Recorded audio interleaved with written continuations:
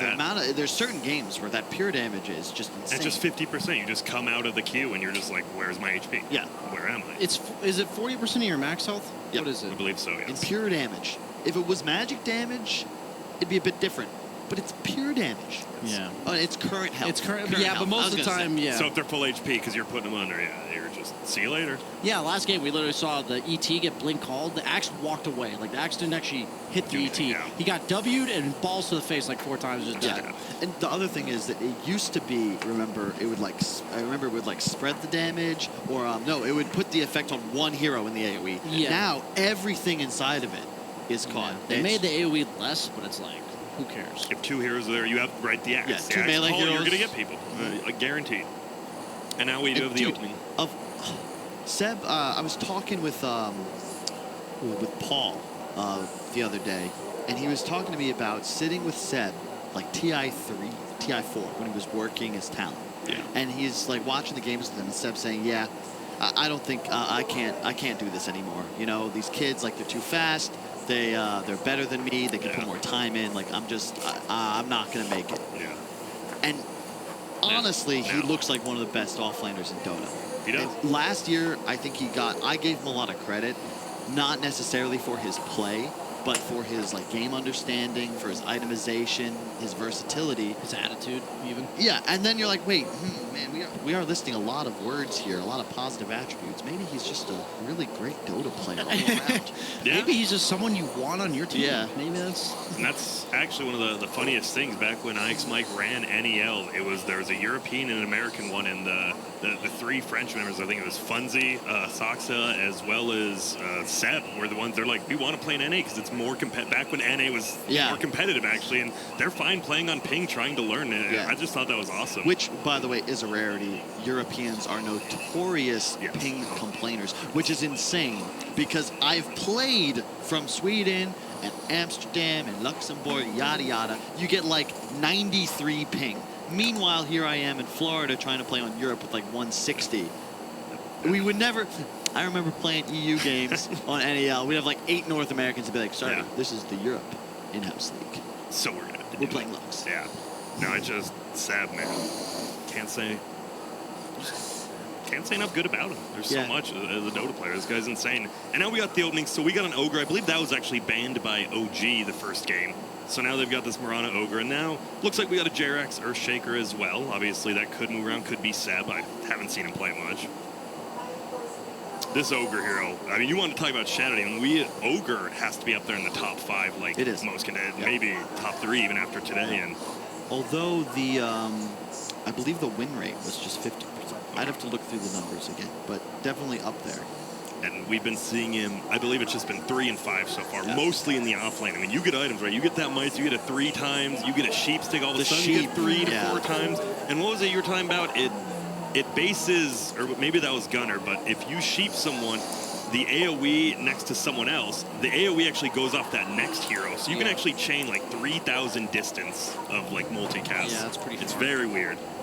There's the ET, not on NIP side this time. Yeah, we saw Newbie versus LGD, and the Ogre had like 35,000 net worth or something. You just get sheep, you get Fire Blast, you're like, what's happening? I just love the way OG, I think that if you think about like all the things that go into winning drafts, OG always seem to be prioritizing stuns, save, and some form of damage manipulation. I can't even say reduction because it's manipulation. These guys are all about the heroes that provide the bonus plus and minus damage. It's just, you can't do anything about it. ET's removing all of your armor now. You have a Shadow Demon, you have heroes that deal with BKB. You're still versatile in the sense that we don't know yet what the roles are for these heroes. I've seen Earthshaker played as a 2, 3, 4, and 5 at this tournament already.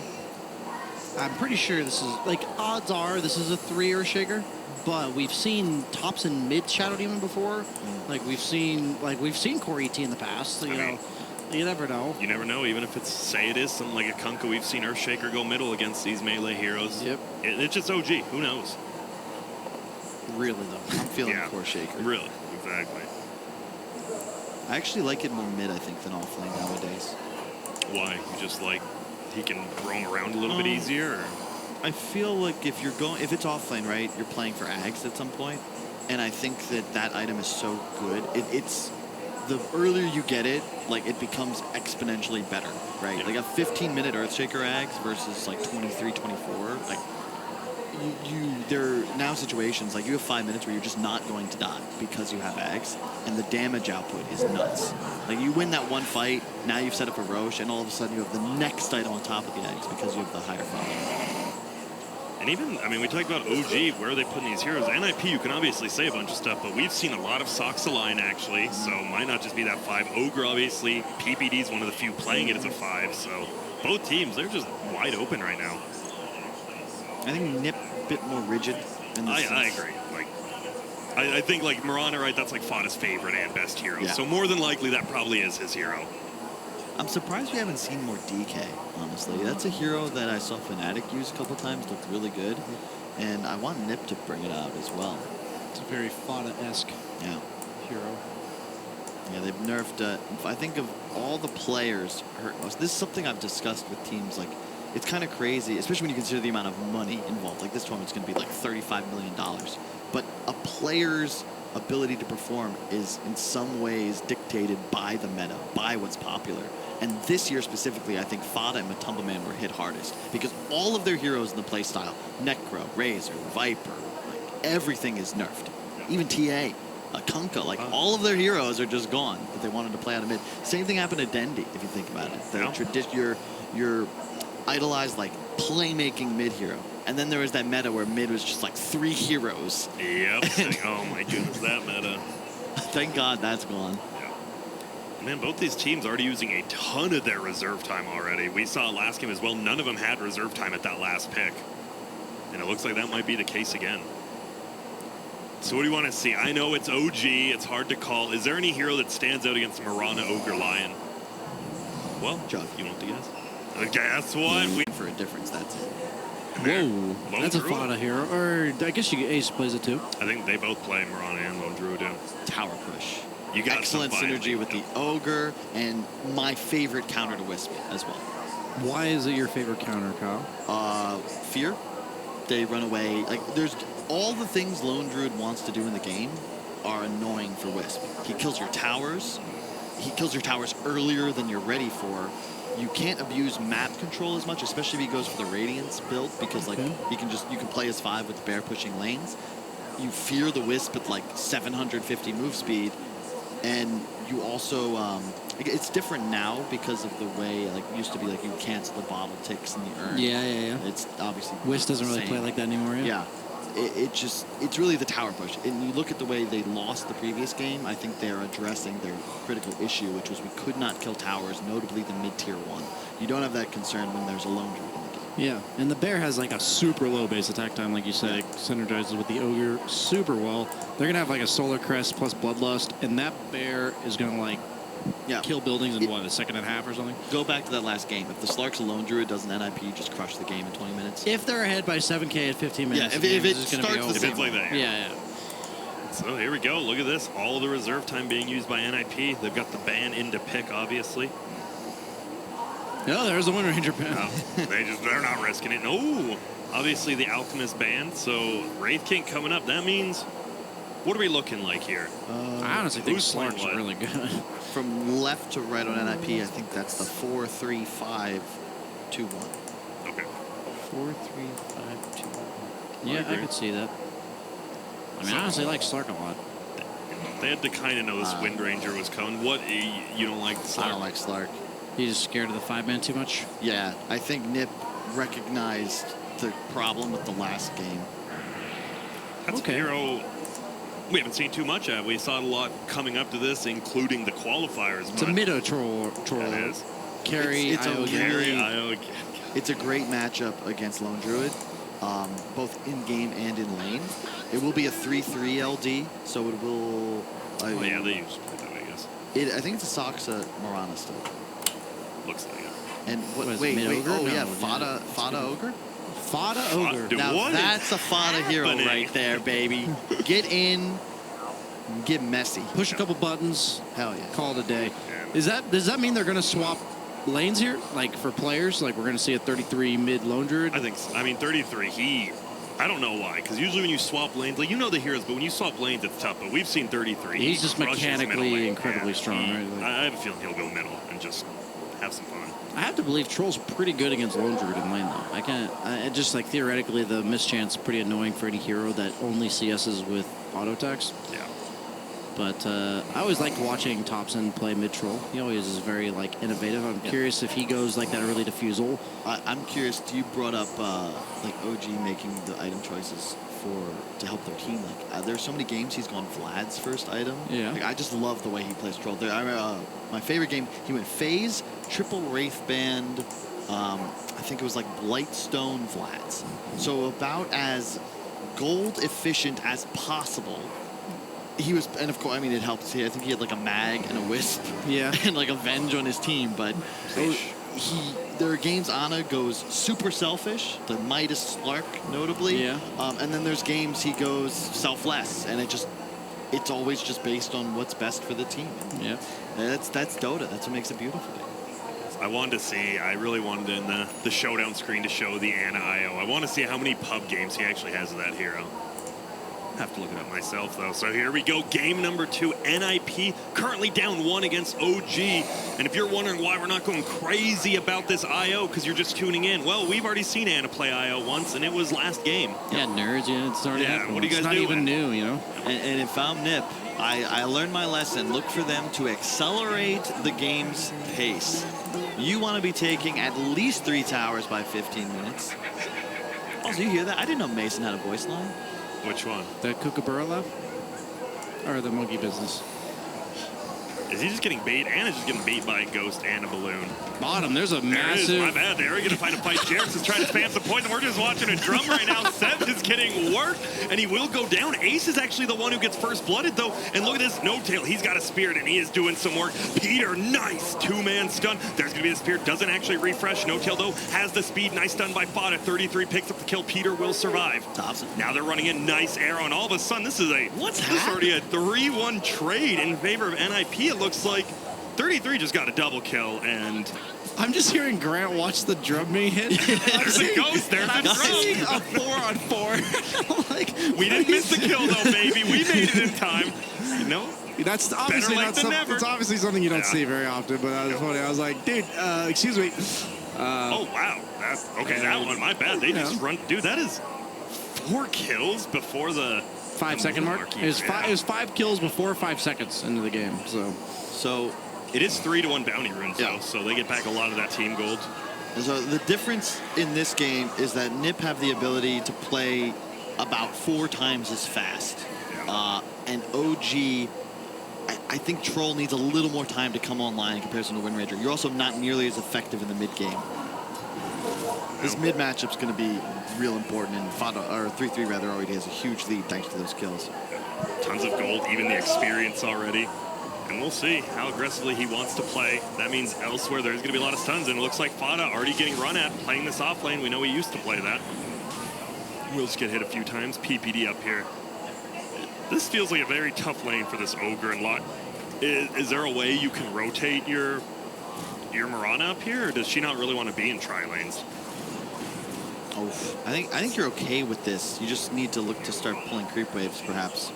Because bringing the Mirana, you're not going to win a 3-on-3 up here. And I think you're better off just playing Wraith King Mirana bot, where Shaker has a very tough time surviving. Any stun into arrow combo will force a salve at least, perhaps even find a kill. We see. It looks like he might be trying to set up an arrow, but there's too many creeps. In the tree, yeah. It's all about positioning here, and it's going to be easy. Top. Looks like Peter's trying to stop the pull, get some creeps over, but Jerix, he's going to spam some poison. Is he just going to run him down and kill him here? No. It doesn't do enough. It's like 280 damage or something. Yeah. 320. And he does have the tangos plus the mangoes. We'll just harass him out. There will be an Ogre farming up against an IO. Who would have guessed? Carry IO versus the offlane. Oh, you say that about what? Even 6 months ago. Someone's crazy. You said that yesterday. Even that, yeah. I guess Ogre offlane, though, has been played a little bit. Just like the carry IO. It does look like middle currently 8-4 versus 8-1, so pretty even, but we talk about it. Lone Druid already has 2 kills and an assist. And he can dominate the runes. That's one good thing about the Lone Druid middle. You can always dominate those runes. There's going to be a stun. Actually does hit on both of them. Fada continuing to just right-click. Got to be a little bit careful. Will stun. They're actually going to go in here. There will be a Spirit going. There's an Ignite. And getting right-click down. Is Fada just going to dive for this? Has a tether and won't dive under the tower. Surprised he went that skill build on Fada, though. Traditionally, we've seen every offlane Ogre get Bloodlust early. Ooh, there's going to be the stun. He pops the salve, though. No Tail will just get healed up. Spirit going out again. Sox actually gets the kill. Middle lane. Oh, my goodness. That's bottom. Pardon me. Just a one-for-one trade. Seb goes down. Ace goes down. All right, you're right, Kyle. I'm in the zone now. I am in the zone. Look, play-by-play Grant doing a great job. Observer Grant, slack. That's on me. And I will not miss the next 10 kills. It's TI, Grant. I've heard you say that on stream. Yeah. Up it up a little bit. I will not miss any kills. Oh, there we go. For the rest of the day? For the rest of the 10 minutes. And we are gonna. I mean, it's just a lot of stuns again. NIP, they seem to like to draft these stun lanes. Pretty simple way to play, which works. So, actually just trying to harass. What is the CS looking like, though? Ace currently at 15-5. Meanwhile, Seb at 10-0. Looks like top lane once again. Does that Bloodlust 1-1-1 build. Finally picks it up. Now it feels like you can just run at one of these heroes. Peter will actually end up running at the Elder Titan, and Ogre's just going to run at Anna. There's going to be the stun coming out, though. Willie's get burst stun. Pink's actually running all the way back to the tower. He's going to get hexed up. We do have another stun from the line. It will be there. Will he be able to tether away? I don't think he's there, and there's the kill. Fada picks one up. Bottom. Nothing too crazy happening. Once again, the lone druid. The bear just picks up another haste rune. Brian's not talking much, but he's deep in thought. I'm watching. He's got his thinking cap on. Yeah, no, I'm just curious. Like, there's a lot of stuff you don't see, right? Yeah. In a normal Dota game. And so with this level 5 on the bear, is there any kill potential? Like one roams middle, you get a root kind of thing? It's tough because of the whirling axe spam. Yeah, you've got 2 heroes on 3-3, but they both end up missing everything. Okay, this was really cool. I want to talk about this after. Mid lane, he is going on Thompson, and he's got the level 5 bear. Is he going to get... No, okay, so what happened was he whirling axed the bear. I was wondering why 3-3... Oh, he resummoned it? Yeah, he leveled it up. Oh. He leveled it up, so I was wondering why he wasn't leveling it. It immediately purges the whirling axes, and he went for the kill. And if he had gotten the second root, Thompson probably would have gone down. That would have been... I'm just saying, like, that's the little things. I'm like, why is he not leveling his bear? And then that's next level, man. Yeah. That's so cool. That's looks like 4 bounty runes here for NIP. They actually don't even go for the other one quite yet. Marana probably wants to use some mana. No. Last game, they got all 4 at 15 and 20 minutes. Arrow bottom. We had the Wraith King stun into the arrow. Fissure actually blocks his own Shadow Demon here. And gets it. Uh-oh. Seb, he's in a lot of trouble himself now because of that kind of blocking himself. The creep's even blocking as well. Can they go for this? There's leaps up. There's going to be an arrow in 4. Ace has a stun. There's going to be the stun. Do we have an arrow? Not quite yet. There's going to be the Starstorm. Double ends up hitting on the range creep, though. I like Jarek's body blocking for his boy. Yeah, and there's going to be a stun. They might just be able to get this kill. Soxa not quite blocked, but that's going to be a 4 stack of poison. Get this 5th one, and it probably will be leaps away. But look who's here. It's Seb, and there it's going to be. But the Earthshaker will go down as well. Just crit right on the head, and we're at 8-3 at 6 minutes in right now. Classic 11% crit there. Oh, yeah, that's getting feisty. It really is. Gotta say, though, I mean, it looks like similar to the previous game. Again, those of you who didn't tune in to the first one. And just to pull you out here to update you on the action, we have games going on all 4 of our streams right now, which you can follow individually on their Twitch channels. VG are going with the Ori 5th pick sniper in an effort to avenge a Game 1 upset by Infamous. Na'Vi counter a VP safe lane weaver with a 5th pick crystallized Bloodseeker, and EG going with a Sumail TA to try and close out RNG 2-0 in that series. For now, we are going to stay with OG, playing that core Wisp here for the 2nd game of the row, but feeling the early game pressure. They're going to go for Seb, but he just gets dropped, and he's still not dead yet. There's going to be right click. He's bottling up. But Peter actually on a killing spree now. There's going to be a Hex. Soxa has an arrow 9, still a little bit away. Has the level 2 Starstorm. There's going to be it, and see him. Double kill. He did buy the Arcanes, however, so no gold lost for Jarek. Meanwhile, Lone Druid is farming up middle. It is level 7 versus 6. We see a ping top, but... Like the build he's got queued. Blightstone, Mask of Madness. I love it. Just get the tower damage online, and none of this, Might as Radiant stuff. He's just going to go straight up. I think probably Mask Maelstrom MKB, and you're playing against Troll, yeah?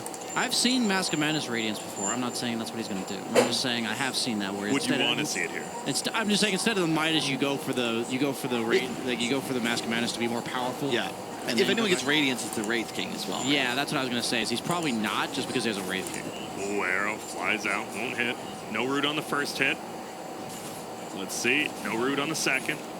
And that'll just run away. There's going to be a TP. It is still within the trees. They're trying to get this tier 1 tower. They never brought it down last game. They really want it. They're going to try to go for the bear. The Soul Catcher on the bear is pretty insane. That worked on him. That's pretty cool. That's a lot of damage.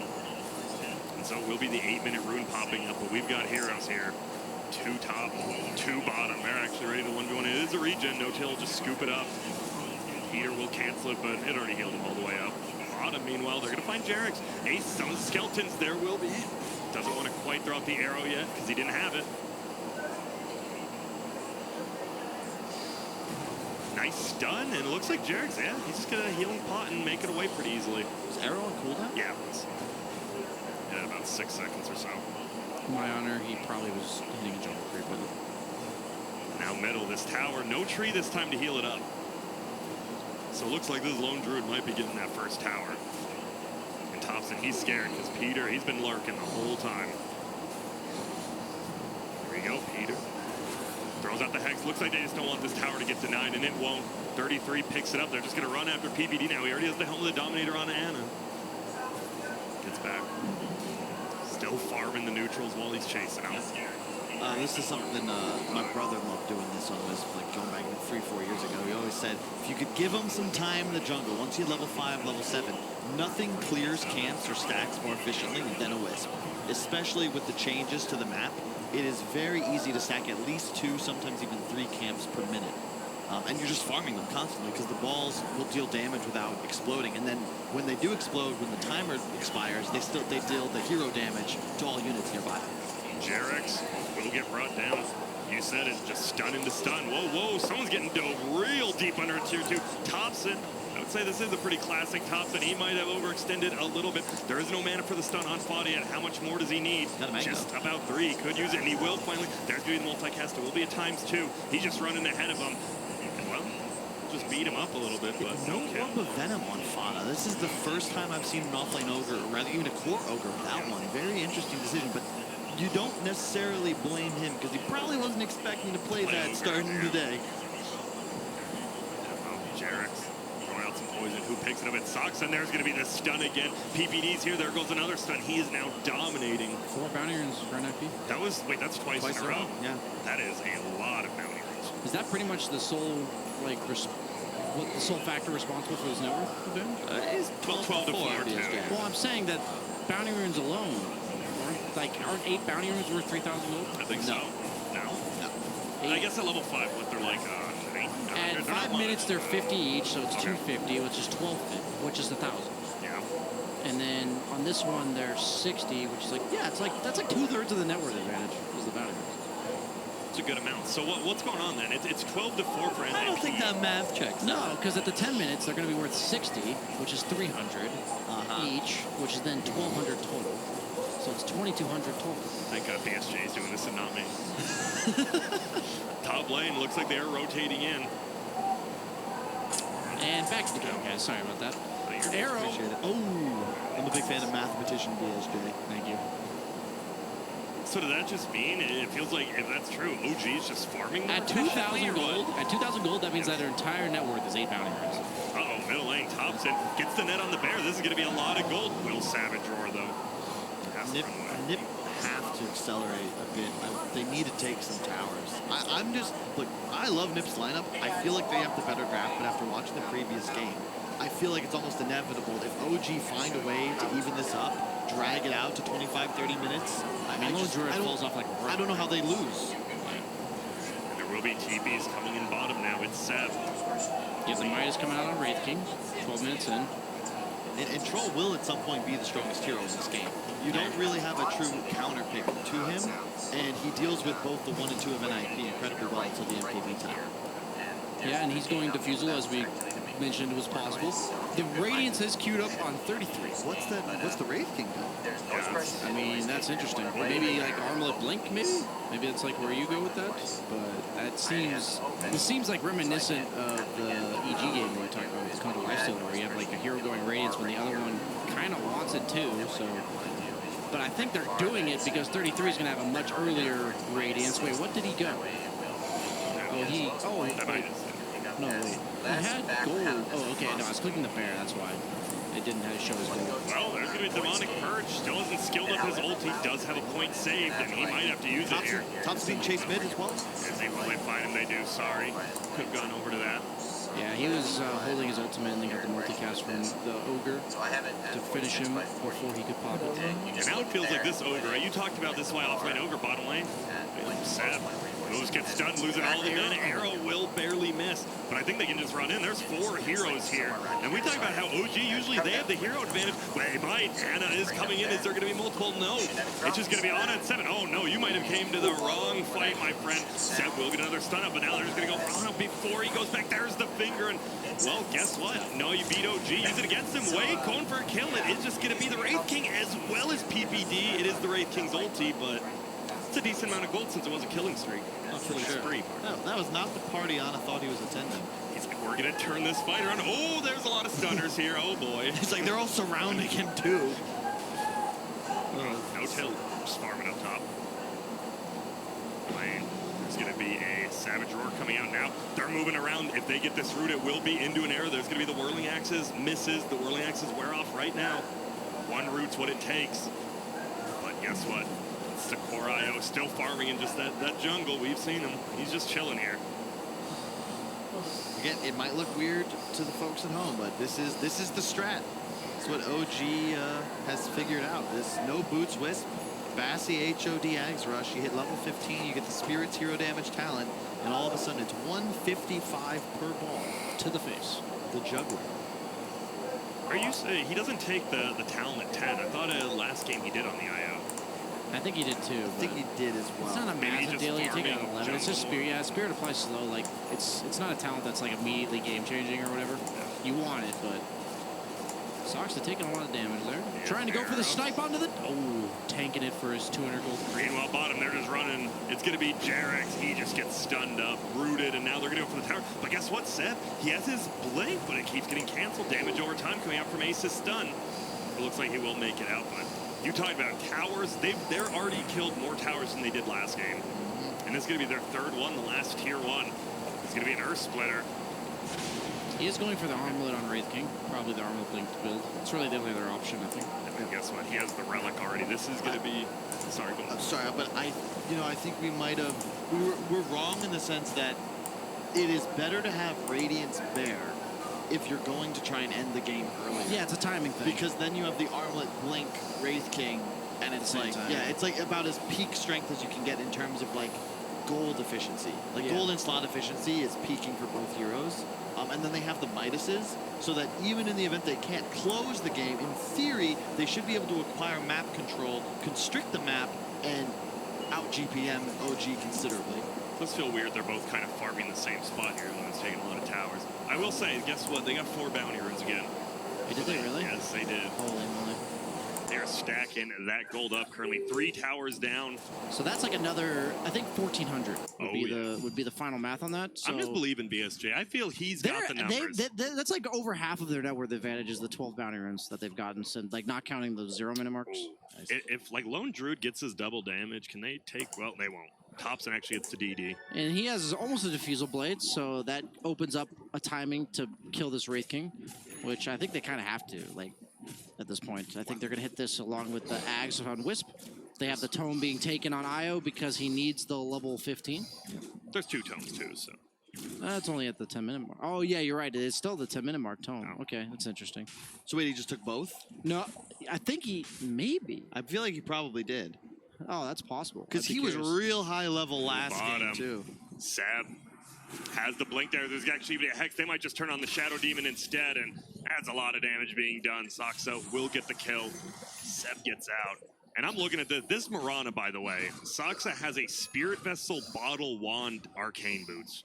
He's farmed. Yeah, this feels a lot better in terms of placing the NIP performance into the meta, where it feels like all the best teams have this interchangeable 3 and 4 that oftentimes jump and leapfrog each other in net worth throughout the game. Oh. Bear has a Radiance, by the way, if you're wondering where his items are. And I'm also really loving this. You like it too, right, BSJ? The 4 position that's active and shoves lanes, the 3 position that just kind of gets in game thanks to the laning phase, and then just runs around the map. Yeah, I do like that.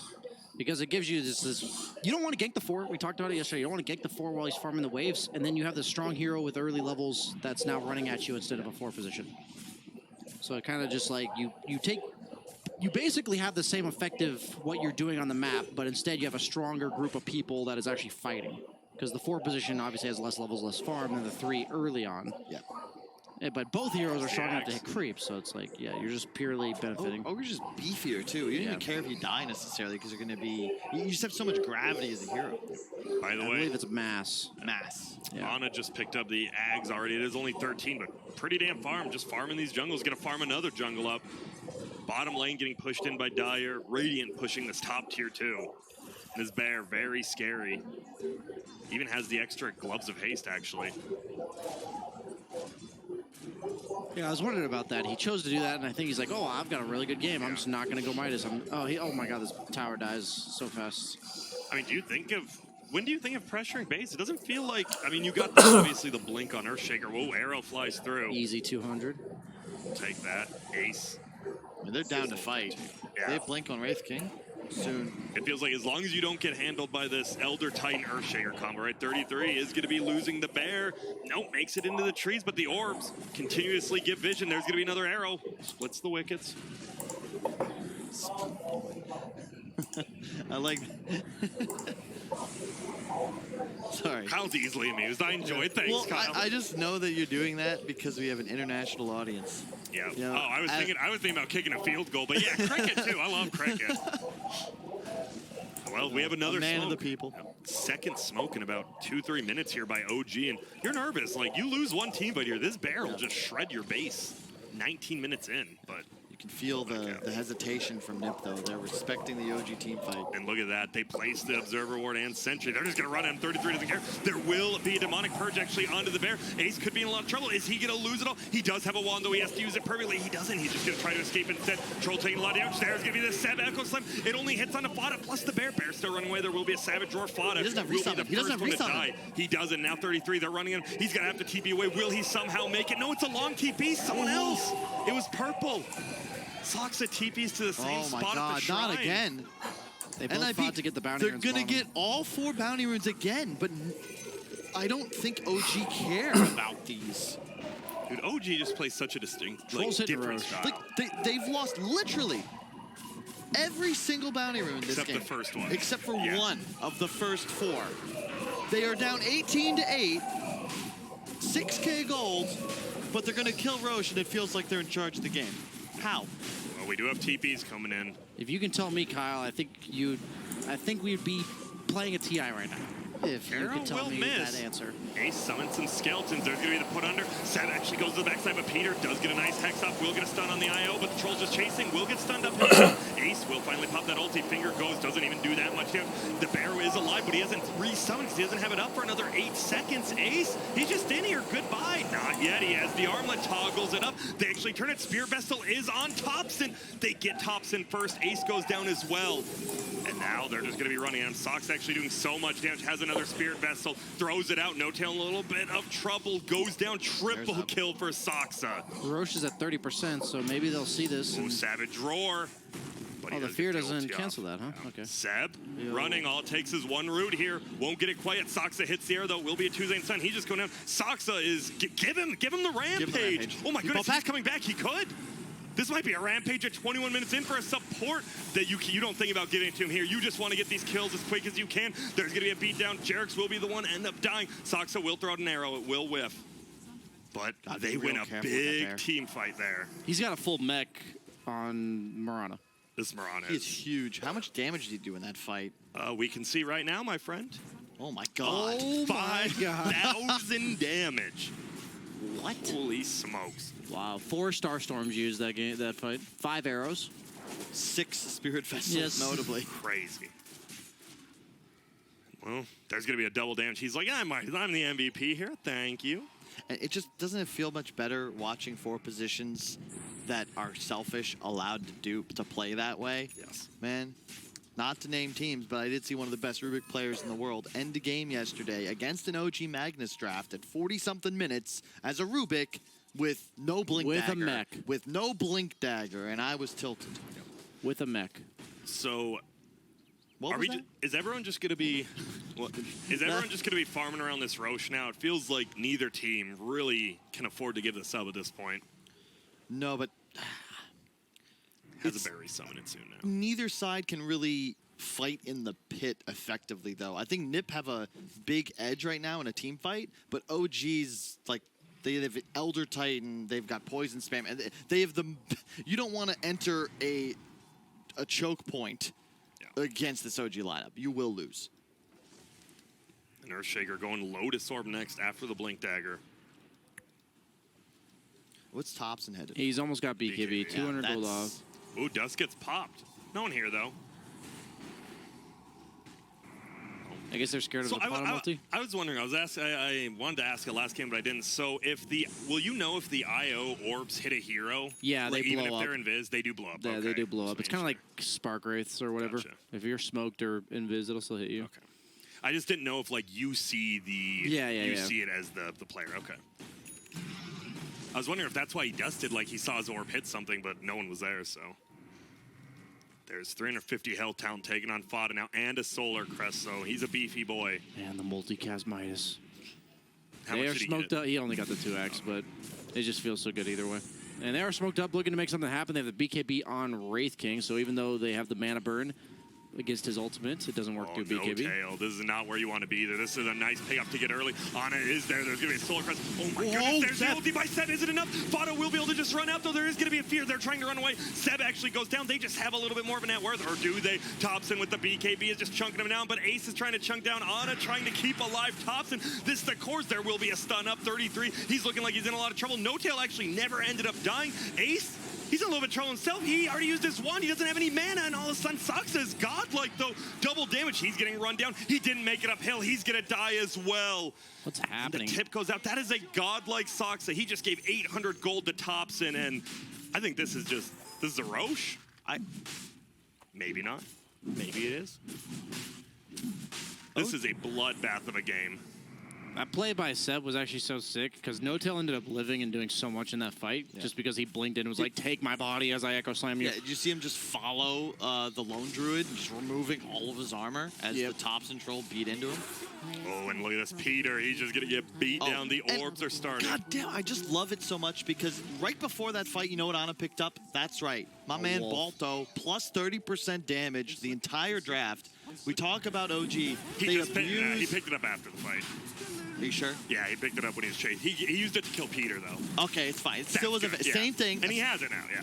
And Point for is, OG, they understand damage better than any team in Dota 2. You have ET, you have a Wolf, you have a Wit. Like, even though they're behind, they're almost doubled up on kills. Like, OG are in complete control of this game right now. They already have the heart. IO has 3.4k HP already. Is this Wait, proof he's a that- heart? He has a heart. Oh He just my picked it up. God. This game is, this is definitely an OG's favorite at this point. Now, the Bear's going to go down as well.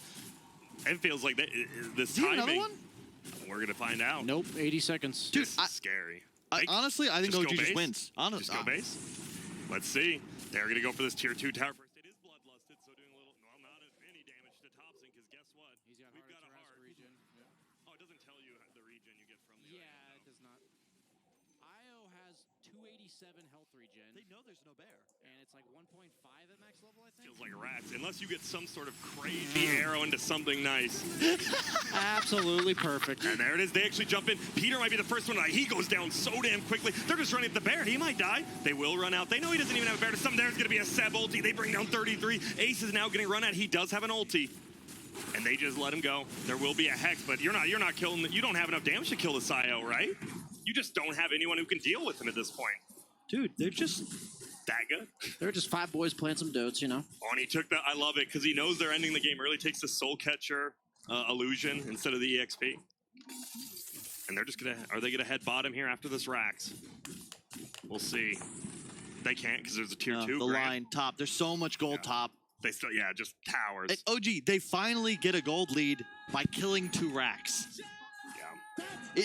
And to me, the fact that they're able to win games consistently while behind in resources, towers, gold, their drafts are better. Yeah. Their strategies are better. They take as much gold and as many heroes as you have, and they use it. They get more out of it. I'm curious because that was OG last year. How have other teams not really adapted this play style?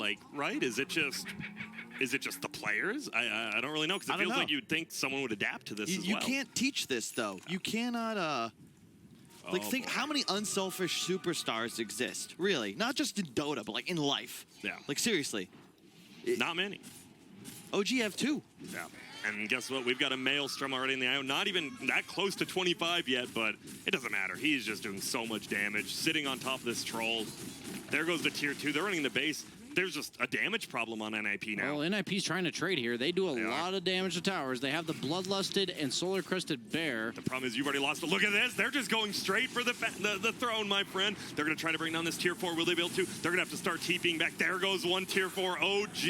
They're going nuts. Here we go. He's just sitting there. He is trying to take down that Rax, but PPD goes down. Wicked sick for Ana. Fada. He's not even going to be able to make it back. You're right by your found, but you can't do anything. There's going to be the glyph. He is going for the throne. Can he do it himself? It's going to be tough, but he's going. There's going to be a TP back. Do we have anything to cancel it? Doesn't look like we do. Soxa, he's going for a kill. He wants to at least get the Shadow Demon. There's a Glimmer Cape, though. They can't even bring him down. And it looks like they will back up. Did he even get a tower? He did not, but they did get the full set of racks, and doesn't seem that bad for NIP. I mean, you lose some heroes, but I guess you trade. You don't even trade racks because they didn't go for it. What? This series. This has been a treat. This has been a treat. I love it. Now he goes back to get Thompson. Yo, you ready? Or you ready to head out? I was going to say, you really going to try and split push a Wisp? Yep. And let's see, they will clear the creep wave as well before they head back. Let's go. There's a bear. Oh no, the bear just died. And the resummon 5 seconds. They do have a reset. But look at this. They're just heading straight for it. There's going to be a tier 4 going down. Something has to happen here, and I'm just not sure what it is. It is going to be Seb. But the leap out from Mirana will stay alive for a little bit longer. It's done. Oh my goodness, so much damage. Eggs will pop the BKB. They're running at this Earthshaker. Will be able to bring him down. Thompson just pops his ulti, trying to drain all the mana, but there's a BKB, so the mana won't be getting drained. Ulti will go off, slows everyone. He is kind of out of position. Peter is going to have to try to help him out. They just get the stun, and Ace will try to run away. Nice triple stun from PPD, but their throne is already exposed. Ace, he throws out a stun. He just dies. No buyback. We're looking at the end of the game. Are they going to try to dive the fountain again? Finger goes out. His finger to creep and said good game. Yeah. What are you going to do? Where's the tiltometer? I almost feel like, whoa, it's not over yet. Soxa, will he go down? Godlike for Ana before the game ends. Get it on your, your little player thing. I feel like, I don't even know if Peter is tilted after this game more than he's befuddled. What just happened? Yeah, that's a perfect word. What did just happen here? OG take care of business as the ultra kill and godlike streak from Soxa's support Mirana is not enough for NIP. OG now 7-1. If Vici Gaming can hold on to their lead here against Infamous on Stream D, those two teams will be tied at the top of the Group B standings. But we're going to take you over to Stream A, where Evil Geniuses at the bottom of the group coming into this series. They are looking for their first 2-0 of the tournament against RNG. No, and he plays the super save, just gets back away from that tier 1 tower in the mid lane. So well played by EG. They get themselves the full set of racks, and now they will just patiently wait for the next Roche to try and keep building this lead. RNG clawed their way back in the last one. This game looks a lot harder to do so. They got some of the heroes. They got like the Swamble combo and the Ravage. You, of course, have an Anti-Mage with his scaling abilities, but Gyro, similar in that regard. Even the Templar Assassin these days with the traps on the side lanes is way better than she ever used to be versus the Anti-Mage. Because when he tries to cut waves like that, you can kind of counter it with some of your traps. Yeah, it's so annoying to push against the TA. And I love these little traps that are in random hard camps, right? Because it gives you that moment of information of just where is that anti-mage. It's really good for the Sand King too. Yeah. Just he's the one who wants to follow up on those. You can see Monet farming out the EG side of the map. Safest place to be, far away from EG. That's true. Because they're taking your structures right now. Arteezy keeping the pressure on. Top lane, BKB currently in hand, going next towards the Aghanim Scepter, it looks like. Almost feels a little unnecessary in this game. All right, Monet has Manta. Is this enough? Where he can start to like show up to fights at all, or? Yeah, he has to show up to the next fight. There's no point just losing the game. Might as well at least try something with the AM. No point losing the game. Yep. Trent packs. Yeah, put it on a poster. It's really good. Yeah, I like it. But yeah, you can see Setsu up top. Gets scouted out by Arteezy. Going to have a missile head his direction. There's going to be a good jump out. And Monet, in the meantime, cutting the waves back behind the tower and looking to try and take that tier 1. But in the meantime, EG able to take the mid-tier 2 tower, and the chokehold continuing as EG have taken down the shrines and looking to try and take complete control over this one. I'm not even sure what item makes this feel better for RNG. They already got the Manta. Feels like he needs Butterfly and Basher. Yeah. And Setsu's scaling has just looked pretty rough here.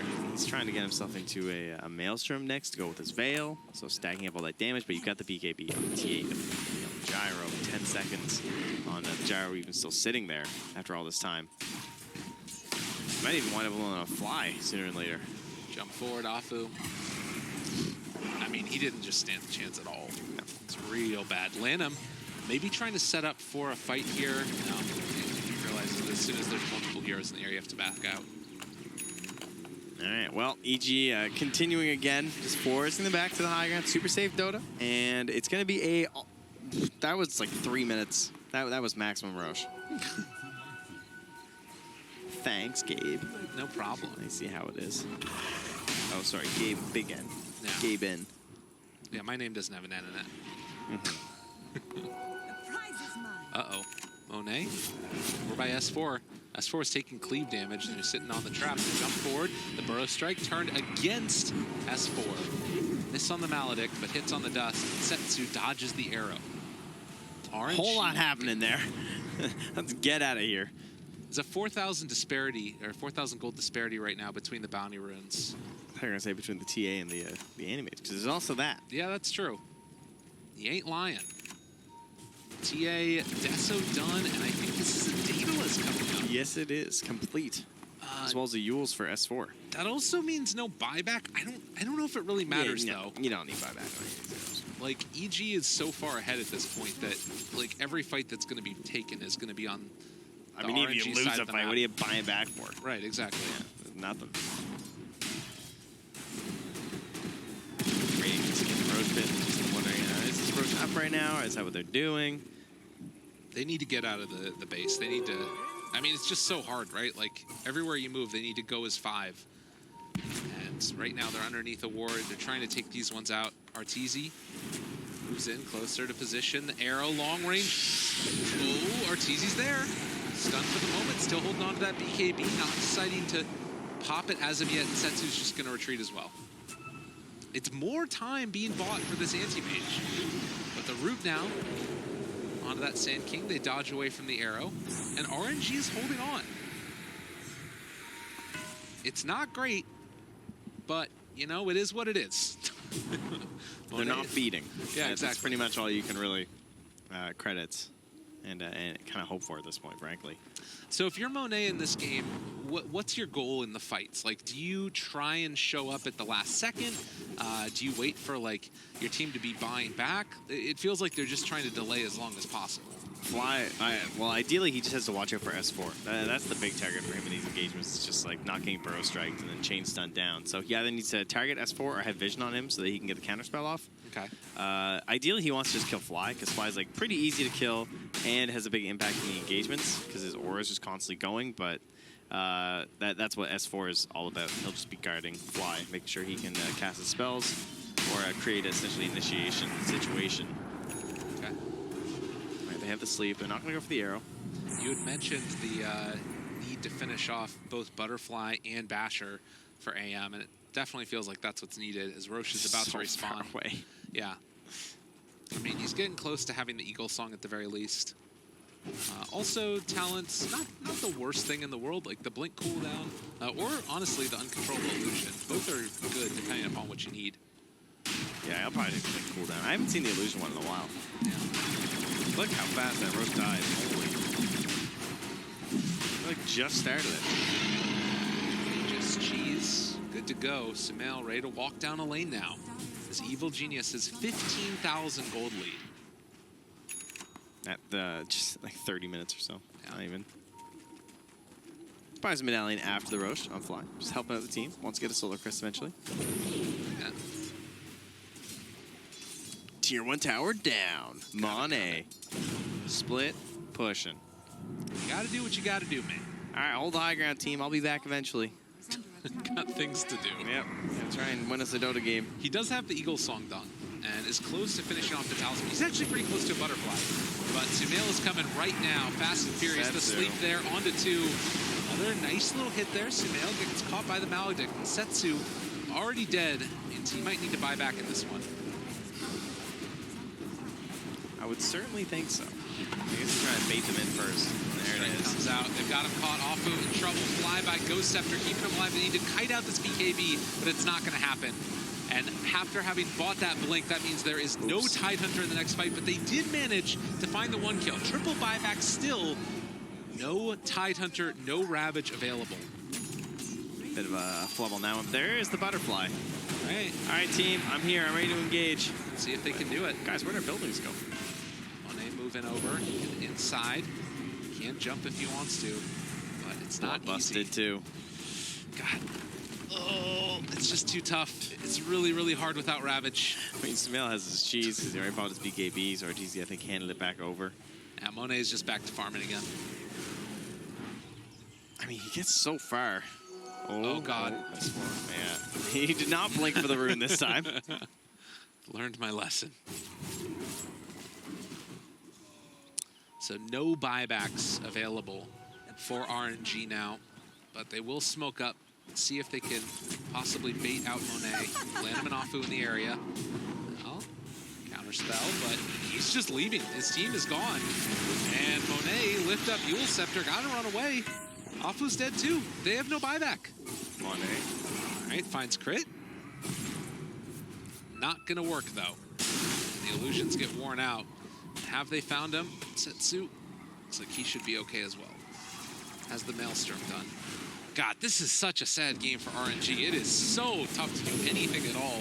The DD is there on Sumail, but the tier 3 tower is going to drop. You can see, yeah, a lot of creeps hit for Monet, but not a whole lot of 5,000 hero gold for RTZ though. That's pretty good with 11, 2, and 10. Yeah, that's fair.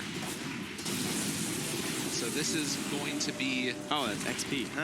That makes way more sense. Going down, and EG. They hit the chains onto the catapult. Not what they're hoping for, I don't think. As this is the last set of racks that's going to go down. Mega creeped. And, well, Burrow Strike there. Not quite going to connect, but they have Mega creeps. They back away. EG, fine. Ravage doesn't connect onto anybody. Oh, it feels real bad. Trent, it feels real bad. And they're going to find the kill onto Setsu, 70 seconds, GG. Ugh, man, EG played well. That was a slow burn. Yeah. That game was over a very long time ago. But of course, it's TI. You're going to play it out. We're not going to blame him for that. You're going to try every single avenue that you can to come back, because it almost worked last game when they were down to a almost worse situation at 15 minutes. But some better heroes in terms of comebacks, and that one with a Faceless Void and his Chrono. Ravage is good and all, but there wasn't really that accompanying follow-up stun or damage, really, from the Ember Spirit or the Anti-Mage in this one. Well, and you look at it, and again, it was just a very tough game for them to play. Well, let's see. The EG matchup that's coming up next, they need to be able to win a couple of series here, I think. This one's definitely a solid pickup for them. Any final thoughts on this game here, though, and the series in particular? For this game, I mean, there was some concerns in terms of the lockdown, right? At least that we saw in terms of like trying to lock down the enemies, trying to lock down the Ember Spirit. But you could see that the Sand King plus the Mirana, there's that value. If you have that leading stun, And that's when the arrow gets the mega value. Sure, she's still pretty lame. Evil Geniuses coming into this series at the bottom of the group and desperate for the win are able to take care of business as Gyrocopter is now 15-6 so far here at TI9 despite only 3 games played with his typical partner Wisp. Meanwhile, on the D stream, Vici Gaming were able to hold on to that mid-game advantage. They are now tied atop the group at 7-1 against OG. As for Infamous, that Chris Luxlark forced into a bad 1v1 matchup with the Ori sniper mid, never really able to come back into that game. We're going to take you back to the only game ongoing right now on the B stream. Navi and VP are fighting it out after Navi pulled off the game 1 upset. Here are Purge, Febby, and Gunnar on the mic. It's like playing really safe with the split push here. They don't want to get caught. Roger is doing what we said, trying to push out bottom, so Navi heroes cannot just run to Rouge or take the top area of the map. Crystal is getting pretty close to Satanic. Got a save for buyback though. He's got lots to go. Still no progression. Pasha's items basically saving up for Yule's, which will help him offset a silence potentially, or maybe Yule's axe when he goes in if he gets a good timing. Yeah, there's a lot of stuff you can use. You can use, you know, the silence, build silences off like you said. You can use the axe if he calls your Reaver, so he doesn't die to the blade mail. So, but if he pops BKB at the right timing, it won't work. But yeah, still good. Protect himself. Like Earthshaker's definitely an easy target. Like you do not want to get chain stun. You want to kill him during your BKB. So if you can buy time, it could really help this team. So I think the next, maybe the 38-minute rune or the 40-minute runes are going to be really important for this Roche. If there's a DD rune, a haste rune, arcane rune maybe for the OD, something along those lines, I think the team will take it, they'll smoke, and they'll take this big fight. And I think this next Aegis could turn the game either way. If Na'Vi gets it, the game might look really hard for VP, but if VP gets it, I think the game kind of cracks open. This OD at his late game stage is going to be really, really strong. Seems interesting to me, like how important it comes down to runes these days. Like I feel like I keep watching games where they're comfortable forcing engagements just to grab whatever rune happens to spawn, you know? But it seems insane, like something that wouldn't happen 2 years ago, for example. Yeah, because like a double damage on a right click, right? Like doubles the net worth of that guy. So or like an arcane rune on storm, it feels like it's double the net worth. Gotcha. I mean, teams are always looking for a competitive advantage, right? So maybe that's one of the next ones that haven't been utilized before. Here comes a bounty rune. No bounties actually. Swap into a hex on the axe. BKB, no one's instant gonna do kill. a lot of damage. The egg is going to get insta kill by triple BKB. Are they going to keep fighting though? There is a shrine for VP, but it looks pretty bad for VP, honestly. A lot of link damage has been transferred over Good to time lapse, but yeah, he gets killed. He's TPing back in. No, they see him actually running for their lives. Caught that ward maybe. No, they lost it actually. Okay, so kind of a weird fight. VP definitely lost for sure. They bought back on no one doesn't have ulti for 2 minutes. That's pretty Lost the big fight, on right? ulti. I guess real close. 600 gold swing. Buyback on AA, I guess, but maybe just VP is losing, so that was the trade-off. Experience change way better for Na'Vi. They got more levels out of that one. It's so hard for OD to scale in this type of game where the enemy team has, I think, 4 BKBs right now. So he BKBs, and they trade their BKBs. Yeah, how the fight has to happen is like they can't fight when BKBs are up. The VP has to kite their BKBs because OD cannot input any damage. Yeah, but even then, I think Na'Vi without BKBs is stronger than VP without BKBs. Because VP has to initiate with their stuns for a fight to go well for them. So Just because of silences and stuff? yeah, silences and you know, tanky heroes like the Earth Spirit's tanky, the Axe is tanky, Razor's fairly tanky, the Satanic coming out. So it's kind of difficult. I think the longer the fight goes, I think there's going to be it's going to feel better for Na'Vi. This Bloodseer is going to go faster, more damage gets stolen. Magnetize will keep taking people down. He'll get 2-3 axe calls, Culling Blade, and fight feels awkward. The egg placement from Phoenix was a bit off too. I think it was right in the middle of the team fight, so that can work better for the next fight. Oh, the Roshu guys, double damage top It's ready. on top too. There's no OD, I believe, right? Or Echo's Time? So they might try it. Echo's Time's coming up shortly, but They're baiting the rune, I think. 40 seconds on OD though. Yeah, it looks like it. They're scanning though. They see him. Yeah. So at this point, they probably just assume that they're roshing. Low rage in 2 seconds. See if they can get there in time. Solo's going to scout it. It's going to make the rosh back faster, though. Vision given by the Phoenix. He's going to try to get a good egg on the outside. They're going to defend it with Echo, but... They see him disengage, but their positioning is pretty safe right now. They have level 18 for Evangelist. Navi does still have no save, so if Nine Pasha somehow sneaks like a 2-man, 3-man Echo, I'm sure this game can be different. They didn't get magical on the smoke. They're probably trying to get him swapped here. If they could do it, it would be huge because they could hex him right after, but they're not falling for it here. Yeah, VP's aware. Ramses is just pushing bottom. Oh, good call. But No there is a BKB. swap. There is going to be a swap. Oh, the swap, not so good. Oh, no one is too low from the Rupture swap play. He has no buyback in the OD. He's going to go down. Venture insta buys back, and they're going to jump on the Phoenix. The egg is popped, but like there's too much attack speed from Navi. Everyone's just trying to run from their like huge core. He is Satanic. He might be fine. He'll walk Oh, it off. the Satanic, the status resistance. He might even turn this. Get a kill or two. He wanted to cut the creep wave, I think. The Maelstrom procs? Yeah, gets him. Oh, the Maelstrom procs, yeah. They have no gem. Crystallize is going to drop items to pick it up. But Dude, that was actually such a sick play. I genuinely thought he gave up. I was like, what the hell is he doing there? He's just standing still attacking creeps. He wanted to cut the creep wave knowing that OD's dead because killing the creep wave delays the back door, and then he just ends up getting a kill out of it. That was so big. We can see from that fight how important status resistance is against the X. Yeah. It's like a tongue twister. Status resistance. Saves him a whole second of call through BKB. It's actually massive. Yeah, they couldn't like chain stun their stuns. Even like the rolling boulder, lowering it down to like Yeah. 0.6 makes it a pretty crappy stun actually. yeah, stuff like that starts to not feel like you're getting stunned, especially when you start building the S and Y and Satanic on some heroes. Yep. You just kind of run around and, you know, not even have to pop your BKB half the time. Man, quick decision making really changes Dota in so many ways. I It's fun think to watch. the game would have been really scary if he didn't do that play. The Radiant would have gotten Roche a lot sooner, but That's they're good. going back in.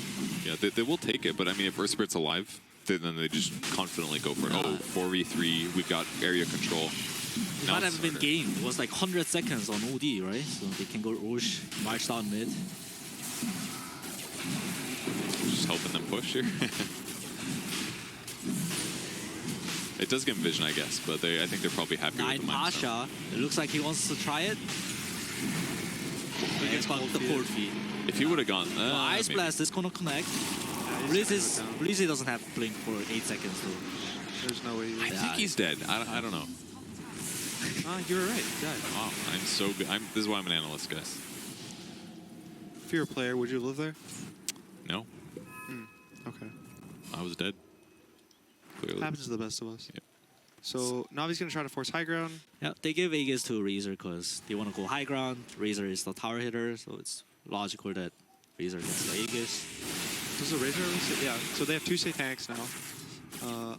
One on the Razor, one on the Bloodseeker. So 41% status resistance. Good luck, guys. Let's see if he ultis for this. Get the building hit. It's better against He should ulti. barracks though. Doesn't last that long though. I guess it's like 50% uptime. It's not yeah, bad. he's probably just gonna ult right now. Okay, goes for I it. believe Oh, the good Blood Ray, sounds. also is gonna increase the damage on buildings. So Blizzy is aware that's that there is 2 saves, so he doesn't commit the core. It's a little scary. If he would have gotten swapped there, it could have been bad, but they don't have. The tower is just enough. It opens up the shrine, which is really important. Opens up the map controller. No minus armor? What is this bullshit? Oh, yeah, that's right. It doesn't do minus armor It to doesn't do buildings. it, yeah. Imagine that. It just hits your building 30 times. Your Ancient has negative 30 armor. You smack it once, it's gone. Your Crystal Maiden comes Yeah. up with 250 attack speed and it's just like, choo, choo, choo, choo. Tower's gone. Or Ancient, lose the game. Yeah, the big one. Yeah, it'd be kind of BS. So Satanic almost finished on the Razor. Again, Satanic or Scotty. Scotty's really good against ranged cores. Oh, that's a good point, yeah. And it's a Weaver and an OD. It actually makes a lot of sense. Sayak's gonna finish his Aghanims too. He's gonna make some great plays, great saves. His items actually look kind of empty right now, but dude's farm to sell.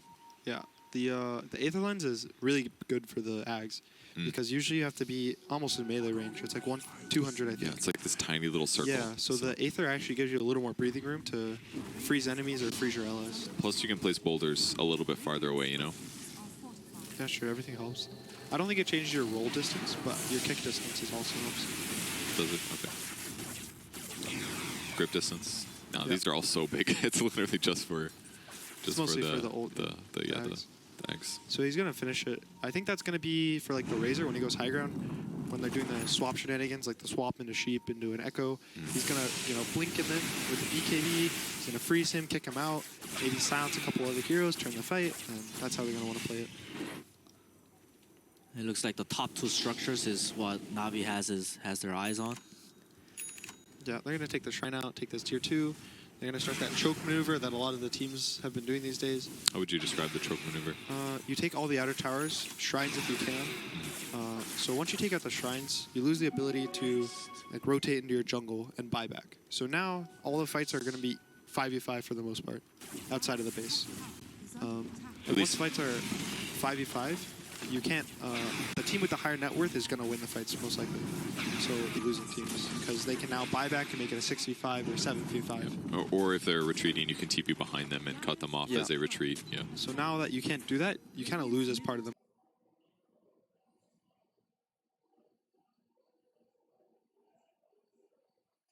map unless you move there with multiple heroes. VP feels a little bit out of position. I don't know if they expected them to get here so quickly, but they caught one more creep wave behind. Nicely played by Phoenix, but Zayak's positioning. Look, he's ready. He placed the ward down. kind of shit he does. Is he going to grab somebody with enchant? Send him Yeah, I back. try to grab the Phoenix. Oh, he does. Goes for the Venge. Good grab. Oh, a nice sheep. A nice shift from no one though. Doesn't get his BKB off that. He's going to die. He doesn't have buyback.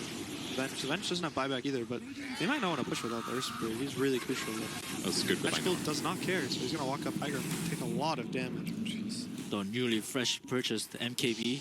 Now Ramses doing a lot of work. Yeah, he does a lot of damage. Yeah, they're all going to TP out. So now that they're just going to wait for this Earth Spirit, they're probably going to push in bot with 1 or 2 heroes, push in mid. They want to move back to that position, but with better lanes, so they don't have to be worried about them losing a tier 3. That was a slight misplay from Navi, I think. They were a bit too ambitious. I think they should have used the Aegis to make them jump on them. I mean, the Venge is not that problematic, though, with Rupture, though, because whoever they go on, they just got to Rupture that guy, and then they can probably follow up. Like, he just needed to pop EKB clearly. Like, or maybe get high ground vision might have been nice, too. They didn't put a ward on high ground. And if he did have a ward, he might have seen the OD coming and pop BKB in time. Because if he just BKBs there, it's fine, right? Yeah. Like, it sucks to lose BKB for that, but if the Venge is dead and doesn't have buyback, then now anybody you go on is screwed. I feel like it could have been worth it. Yeah, so the Razor has a Refresher Orb. He picked it up before the high ground push. So he's going to have double BKB, double Satanic, double ult, destroy these buildings if he really wants to. Yeah. It's going to be a lot of damage, actually. He did go 100 attack speed. Yep. So, looking good for him. I think it makes sense against like BKB cores sometimes. It can be really nice. Although I do like the unstable current damage sometimes. Against the right heroes, yeah. Against, I've seen, I believe even no one did at one point during a major. He went Radiance and all the Static Link talent. That's cool. Static Field talents, and the PO would ever go on him, and he would take 300 damage a second. Yeah. And it was That's really like cool. 900 for every illusion, basically, or something like that. And he also does Shivas and Octarine and all his cool stuff. That's cool. Oh yeah, because Octarine probably works on Unstable, huh? Yeah. That's awesome. So doing everything for his team. He's got to push the lanes, got to get the kills, got to gank. It's hard to carry sometimes. I forgot about the duo Magnetic Grip Allies. It used to be a feature, remember? From level 1. God, it really was, wasn't it? Yeah. Ugh. It was like, you were also like, your model was weird when you were getting pulled. So there's clips of like you getting pulled and the punch hook would go through you. Yeah, that's right. That was crazy. I think it worked on Chrono too. And I don't think Black Hole, but it's yeah. Your hero would get gone on and then you pull them back. It's kind of like a Force Staff or It would something. silence as well. With the hero that's moving, Yeah. That So it's show was like- busted. They just be pulled through 2 enemy heroes, silence the enemy heroes, be now on your heroes. That's they re-engage. a really good point. The fact that it's now a level 25 talent, and that was just like there all the time. Literally level 1. Yeah, that was insane. That's actually so busted. Yeah, so Abyssal Blade is Bloodseeker's item of choice. Crystallize is going to try to... There might be a fight here. It's Jason. Nightwatch is going to get hit by the ult. They're trying to go on the Earthshaker. Chase like they're down to 3. Oh, they got A Rupture on Reaver. What's he doing here? BKB TP. He's trying to TP out, much but there's damage. too much damage from Magic Core. He has 210 damage stolen. Why was he in there? I mean, I just assumed that when they got on top of Earthshaker like that, they were in a ditch or something. I think he might have tried to go on the AA, but he has a ghost up there, so he was unable to commit on the kill. Yeah, until he gets a nullifier or something, he's not going to be able. And I don't think he's going to be able to afford this. I mean, his defensive items have worked out this game. They bought him enough time to like get the finished Mjolnir, get the MKB. This is pretty big. Roger is not in the high ground and he doesn't have TP. Ooh. Did he get cancelled or something? No, he just TP bottom and try to go for the boundaries. Oh, man. But then they instantly push mid. Yeah.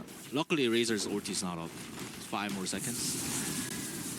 Good swap into Hex. Oh, but that's a tonic. Yeah. The status resistance is kicking in again. Will he refresh here? Another BKB. And another ulti. He hasn't popped the second ulti yet. The egg is popped. Na'Vi decide they cannot kill the egg and they just back off safely.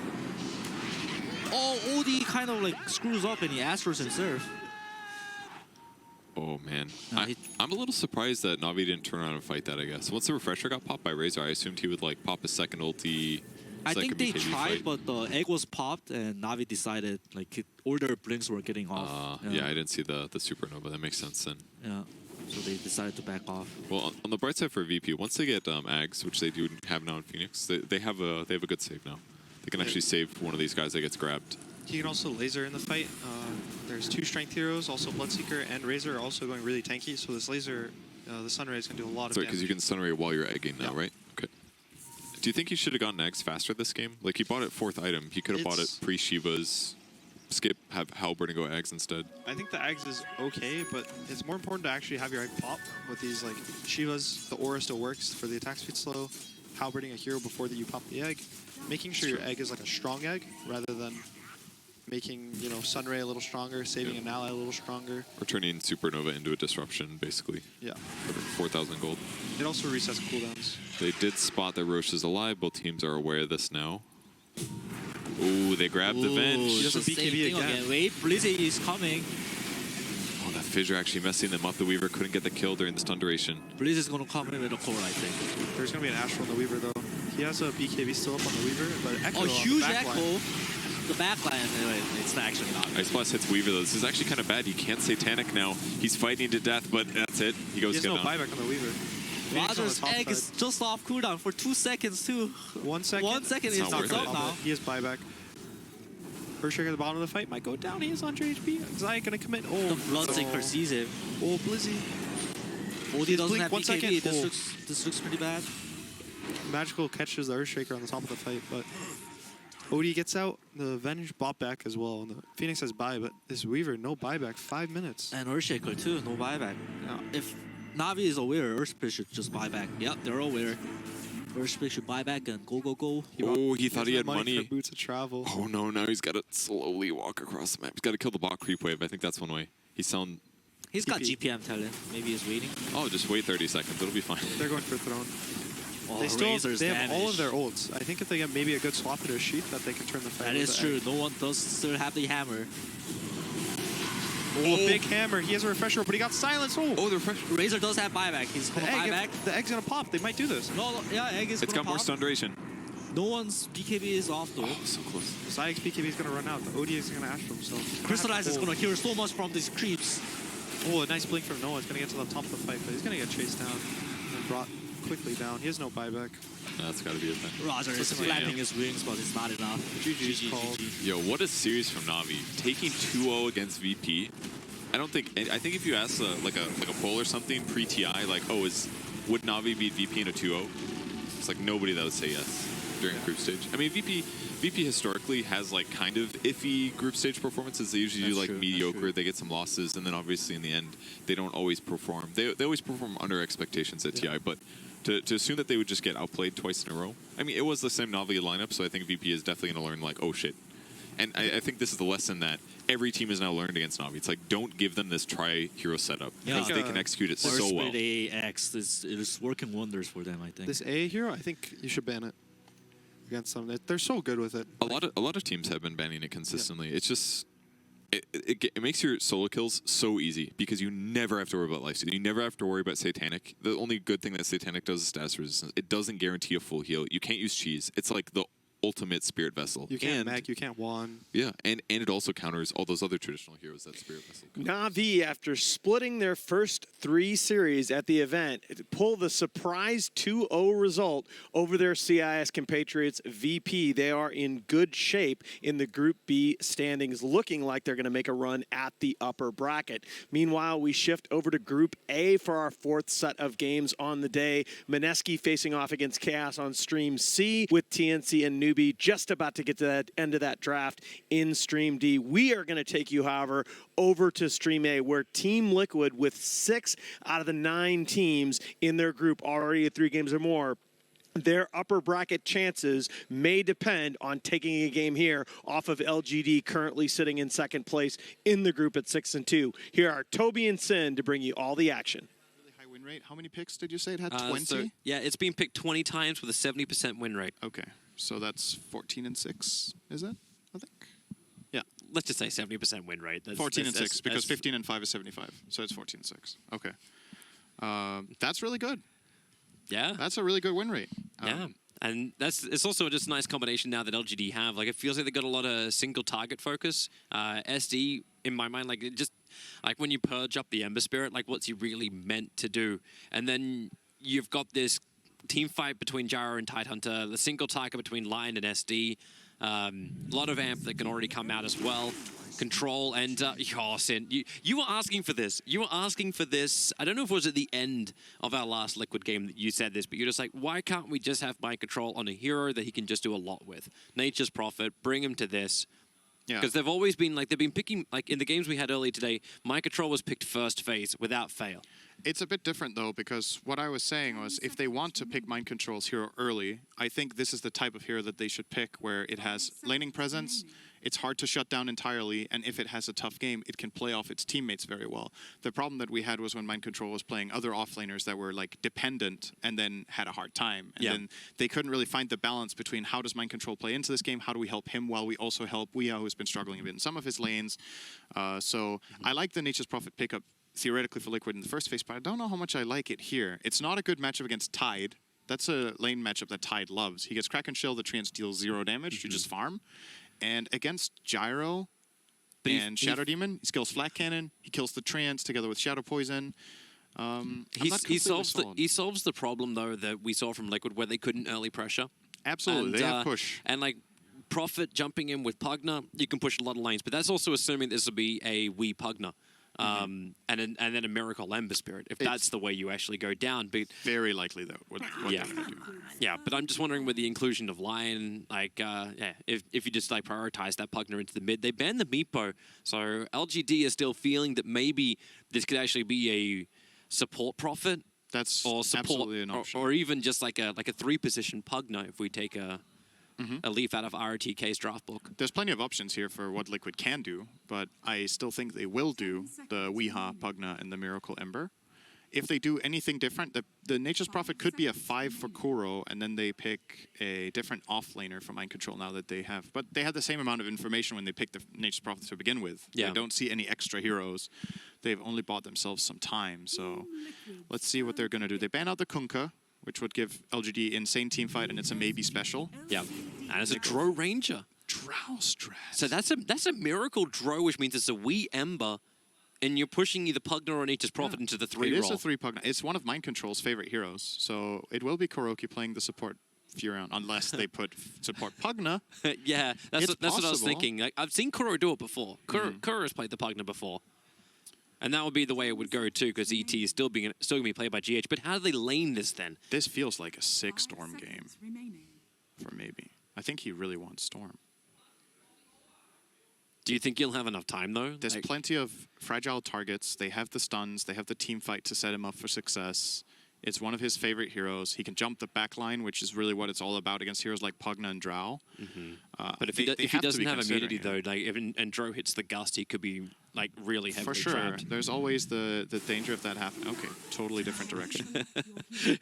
Counter the team fight into a farm kind of lane. Sure. This is another hero that's really good against Drow. It's actually a wee Drow, Miracle Ember. And Kuro Pugna. So Mind Control is the Nature's Prophet, and that puts GH and ET. Okay, so this Naga Siren pick is also really good, because if this game extends long enough, they have very few tools of dealing with the illusions. It's a very common counterpick when Drow started getting popular. People started experimenting with Naga Siren because if there's one thing Drow's bad at, is killing multiple targets at once until she's like 6 slotted and has the Tesla build. It's hard to deal with the Naga. Hey, she's fantastic once you have Academ Scepter and the Mjolnir. Like then you can kill multiple targets at once. Yeah, but it takes a while. It takes a very long time. And maybe we'll be playing a mid gyro. That's kind of no one-esque from the past. Mainly, no one stands out to me as a mid gyro player. But yeah, okay. Well, so for me, the original was Fada. That's true. He was playing it a lot too. He was the original. He was the one who was like, I'm just going to skill homing missile, max that first.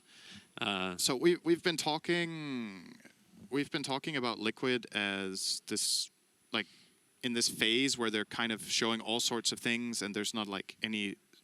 This isn't necessarily a weakness, by the way. Playing a lot of different stuff can be a strength if it's done well, and it can be a weakness if it feels like you are struggling to find your groove. You mean like they're just drafting this because they need to push game? Like push game is the game you go to when it's like, well, I don't know what other game I should be playing right now. It's like, I'm not judging. I'm not saying it's bad or good. I'm just saying what we've talked about. This is even more new stuff from Liquid. They're playing a Drow strat. They're playing a support Pugna.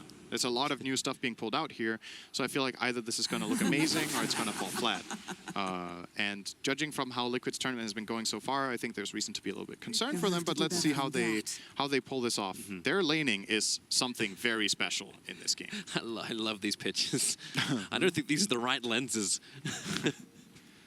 But we do have Mind Control in the Nature's Prophet, which is an absolute treat. He is exceptionally good at this hero. Yeah, what is that face might from be GH? His absolute best. Support Pugna? That's his face for support. That's just his face. Are you sure, Koro? Yeah. LGD, I think it's fair to say they have more of like a straightforward draft in a sense. Like this is more standard for the draft, or for the meta right now. It's more standard for how they usually play. What I would like to see out of Liquid to try to execute the strategy is tempo. Like, you got to play fast. You have a Pugna, a Nature's Prophet, and a Drow. You want to start taking towers. You want to limit the map from the enemy, because if you don't and they start farming up on Naga and Gyro, I really don't favor you later in the game. Like, there's this mid-game timing that you have to hit. Get auras, get like pipe against the Gyro and all the magic damage from the other heroes, and see what you can get done. Well, let's see how this goes with the laning, because you know, whenever you have a support Pugna, the laning is always a little bit spicy. And I actually want to see how LGD handle it. We've spent a lot of time talking about like Liquid, mainly because we've seen these guys a hell of a lot, and we know they've got a lot to really try and prove at the moment. But how does the combination work with LGD? SD as well as Lion, it feels like they can always just catch at anyone they want. And Xnova and FY are just sitting on bottom lane, trying to make Mind Control's life an absolute living hell, which is normally the job of the Nature's Prophet. Like, we've seen Blightstones with just Treants harassing out all the supports in the lane. But at the moment, Xnova and FY, they're just messing up the lane so Ame gets a really great off-lane Naga. Yeah, so what's happening here is they're zoning off the Nature's Prophet, and they're blocking his own creep wave so it gets into tower. And what that will do is it will force the wave to get pushed out really quickly. And now that Mind Control has TP scrolled down here, if they wanted to lane swap, they could do it right now because the Nature's Prophet's here. However, once he gets level 2, of course, he can skill teleportation. So they put some good pressure. GH is going to arrive bottom to try to help. He wants to face the tri-lane so he can get most value out of his Astral Spirit. And because of that, LGD are like, nope, we don't want a tri-lane after all, so we're going to send the Shadow. Yeah, well, let the Naga Illusions do their work on the bottom instead. Yeah, some decent damage being done to GH bottom. Not too shabby. Yeah, he's got a lot to work with, though. Still got the Stout Shield, and Mind Control's got the Ring of Basilius up and running already. I think this is a good start for Liquid as far as the lane placement goes, though. I think they wanted to avoid Nature's Prophet against Tide, and it was a bit of a rock, paper, scissors thing. God, GH is really not giving up on FY. Trying to beat the crap out of him underneath the tower. One quick Earth Spice, going to at least keep GH under the tower. He's not going to go under the tier 2, however. No matter how hard he thinks he can push that, Lion's still got boots and still has really good movement speed. I'm interested to see how Wee does in mid. It's always a fun thing with the Drow Ranger when you're actually able to run the mid, because you're guaranteed to get these very fast levels up and running. Yeah, the level 6 in the past was obviously extremely powerful for the Ancients, but now that that's changed, I'm curious how they're going to approach it. If they will still put Weeha in the jungle on Drow and just farm big camps, or if they're going to try to use him a little bit still for lane pushing. This is a hero we don't see very much lately. Has it even been picked TI until this? I have not seen a Drow game at TI until this one. out of all the games I have watched. We haven't watched every single game, but we've seen a big sample, and it has been picked, we're being told. Okay. We have an area, yeah. It has been picked. Maybe once then. God, FY, don't be down that far. The other spike again, trying to create a little bit of extra space, but GH has the movement speed. That's going to be first blood. Perfect hit, perfect block, and that's first blood going the way of GH and Ame even being body blocked up by these trees. This is why you love watching Mind Control on Nature's Prophet. He makes life so hard while Chalice will go down to Miracle. Up on the top, another spike. GH in a little too deep underneath the tower. He'll die to the tier 2. And FY would like to go for a little bit more, hitting into Mind Control. He'll need his Spike back in order to get this kill, but he's got full mana, and that's going to be Hex as well as Spike. But Mind Control, enough life and enough armor. He just backs up. Yeah, FY backed off because the Elder Titan TP'd. He felt like if he was going to chase for that kill, it would end up costing him. So he plays it safe. Nature's Prophet will TP back with the scroll and then TP back to the lane with a teleportation spell. One thing that only this hero can do this early on in the game. Obviously, no boots of travel available to anyone 3 minutes in, but this guy can technically play like he has boots of travel. So very nice. Yeah, that was an excellent body block from Mind Control, and the Impale from, or the Earth Spike from Lion when he came back, just as good. All right, GH is doing so much damage again. Up with the 61. Just runs in, tries to use the side camp, but the Hex is from FY. This is the upside about this Lion. The double levels of control through the Hex as well as the Earth Spike. X-Nova would like to get a bit of a crack in towards mid, but he's right underneath the Radiant Observer Ward, so that means Liquid know there is an opening up on top lane. Yeah. There's some cool synergy between Flame Guard and Decrepify, but unfortunately then you can't Sleight of Fist or attack meanwhile, so... You'll have to do better than that. Is we actually global taunting X-Nova at the moment, even though like he then reveal the Observer Ward's there? He might be. It's like, you've got to do better than that. Don't just stand, just getting no experience whatsoever near the mid lane. Because this is a waste of an SD. He's been waiting here for a good minute now for an opportunity on Weeha, and Weeha's not giving it to him. Yeah, Weeha at the same time is also winning the lane, so he's doing an excellent job on this Drow mid. This is not a matchup I have very much experience with, so I don't know how it's expected to go, but always feels good to be up 500 gold without getting a kill at 5 minutes. He must have forced out a couple of salves on Somnus, I guess, with just flat out right clicks with the Frost Arrows. Because the CS isn't that different. Like, it's 21.5 to 25.8. Yeah, exactly. It's 4 CS difference, but 500 net worth, so there's got to be some healing salves involved. Well, here's the Bounty Rune contest. So Ember will take the one up on top. SD, for all that long wait, he was able to claim the other Bounty Rune. So it still ends up being a straight up 2-2. Oh, they're going again. FY solo at live GH, plus 101. I think, yeah, 159 damage is enough to get a kill on a support Lion. Yep. And there's not a lot Ame can do about it. Like, you start to wonder, like, do you need that extra control point? Just 1 point in snare for obviously diving Elder Titan time and time again. It could be pretty good value, actually. You know, we've talked about this before with Naga Siren, how the trade-off is if you skill and snare, you farm a bit less, but it gives you some other play potential. Nice juke from They are coming for no idea Wii. which one is real. They are coming for Wii. FY's around the back. X-Nova's there as well. The Observer Ward was already placed. Gyro 6. And we 100% knows that something is wrong. He can scan if he wants to, but... He could also ult chat. You have to do better than that. GH is making another run on bottom lane. Ame is just being forced out. And this is exactly what they wanted, though. Fortification being burnt. Kuro will just keep, like, level 2 nether blasting out. While up on top lane, goodbye Chalice. The jump in the back lines. X-Nova will be able to get disruption off. Binding with the call down. Somnus has arrived. Miracles, actually, sorry. Yeah, that TP out will not happen in time. It's important they get this return kill because the supports are spending so much time not accomplishing anything around this mid area. And FY actually getting his Earth Spike out over on Nature's Prophet. Ame was staying right on top of Mind Control. It felt for a moment like the Sprout was meant to be the initiation onto FY, but it turned the other direction, and Mind Control will have to burn the south. We're going to have to put Chalice mid since Gyro TP top, so he will be leaning against Drow as tied for a bit. And how much damage can FY really take? GH comes in, and here we go again. Plus 162 damage. He just needs to hit once to kill off FY at this point. That's a very quick if lane tower, or off lane tower rather, taken. LGD lose their off lane tower minute 7, and that... But you're expecting this, though, when you have a Prophet as well as a Pugner. Even though you have Prophet and Pugna, it's still fast, because this tower is generally not that easy to push. Maybe you would expect them to take another tower on the map, like the top tower usually is the one to fall first, but with this rotation onto the Nature's Prophet's lane, it's just a very natural move, and they know that Gyro doesn't have TP to defend since he's top. Speaking of top, by the way, oh, he mistimed it, just barely. The homing missile hit during the disruption for just a moment. And they can't get the kill. That would now Mind Control is going to arrive. Somnus, the ET Stomp's going to put him to sleep. He's instantly woken up again. So the cooldown creates some level of space. Hextrom FY, he's going to arrive with a follow-up Earth Spike. Miracle will go down. Xnova will lose his life for this too. So FY drains GH dry. Yeah, the attention definitely moved up towards top lane as Mind Control's arrived. And everyone's just enjoying this plus a 61 attack speed. Obviously, everyone apart from the Elder Titan, but that's the other way where you're able to just push down these towers. Yeah, we definitely shouldn't forget the impact of the Drow Aura for pushing the towers too when he activates that for the range creeps and for the siege creeps.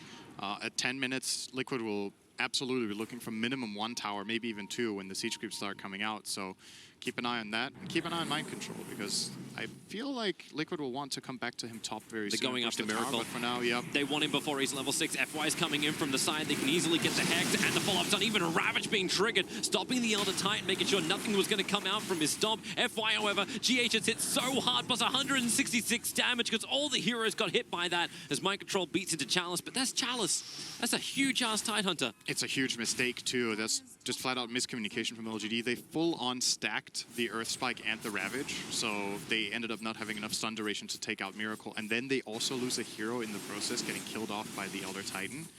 That is really bad news for them. And because Ravage is down, like that's the one thing that would have stopped Team Liquid from pushing. Yeah, now they're just like, cool, no Ravage, let's go mid, let's go top after. Xnova's going to make a copy of a copy of a copy. Mind Control. I've already taken the tower, however, so all this does is just make Liquid think twice, like, do they want to keep going into the tier 2? I feel like they'll go top, or at least 1 or 2 heroes will go up there. For now, it's Mind Control going up and probably going to be spawning some Treants, and then see if he can get the tower on his own, if LGD even want to try to defend. Honestly, I just love this from Liquid. I think, you know, you've committed to this pushing style. You have to play it like this, and the enemy team picks Naga, you double down on it. You go as fast as possible, and they're playing very aggressive Dota right now. GH? I was thinking Xnova would actually try and do something about this, and all he does is throw down a defensive Observer Ward. In case Liquid want to get a little over-aggressive while up on top. Mind Control, Somnus and FY working together nicely. He didn't think they were going to try to defend and catch him out there, but they did. It's going to cost them a bounty rune, though. It's really good, though, for FY. Now he can get a little bit of space up on top. He can get his 6. So that kind of roaming gang can happen a little faster. It actually cost them 2 bounty runes. Liquid got 3, and 1 Treant denied the 4th one. So Mind Control's death actually kind of was just flat out worth it. And LGD are in defensive mode now. Somnus has just gone jungle. Chalice has gone jungle. The supports are the ones that have to stand inside the lane trying to get that level 6s, because they need the purge against the Ember Spirit, and they need the finger, which Lion now does have. The finger is really useful this game. Yeah. As long as he can avoid Nether Ward, then yeah, he'll be very happy. Even then, it's a support Pugna. The level of Nether Ward is not going to be high until very late into the game, and you know, Finger is only 200 mana level 1. It starts being really scary on level 2, Finger, because the mana cost goes up so high. But level 1 Finger is not that bad. You can cast all your spells during Pugna Ward as Lion without dying. He has Tranquil Boots, it's going to start healing up after. It's all right. So is it worth keeping Finger at a lower level? Maybe very situationally. I mean, the cooldown reduction is really important. We're about to have a big fight up on top. The wraparound from Somnus as well as Xnova.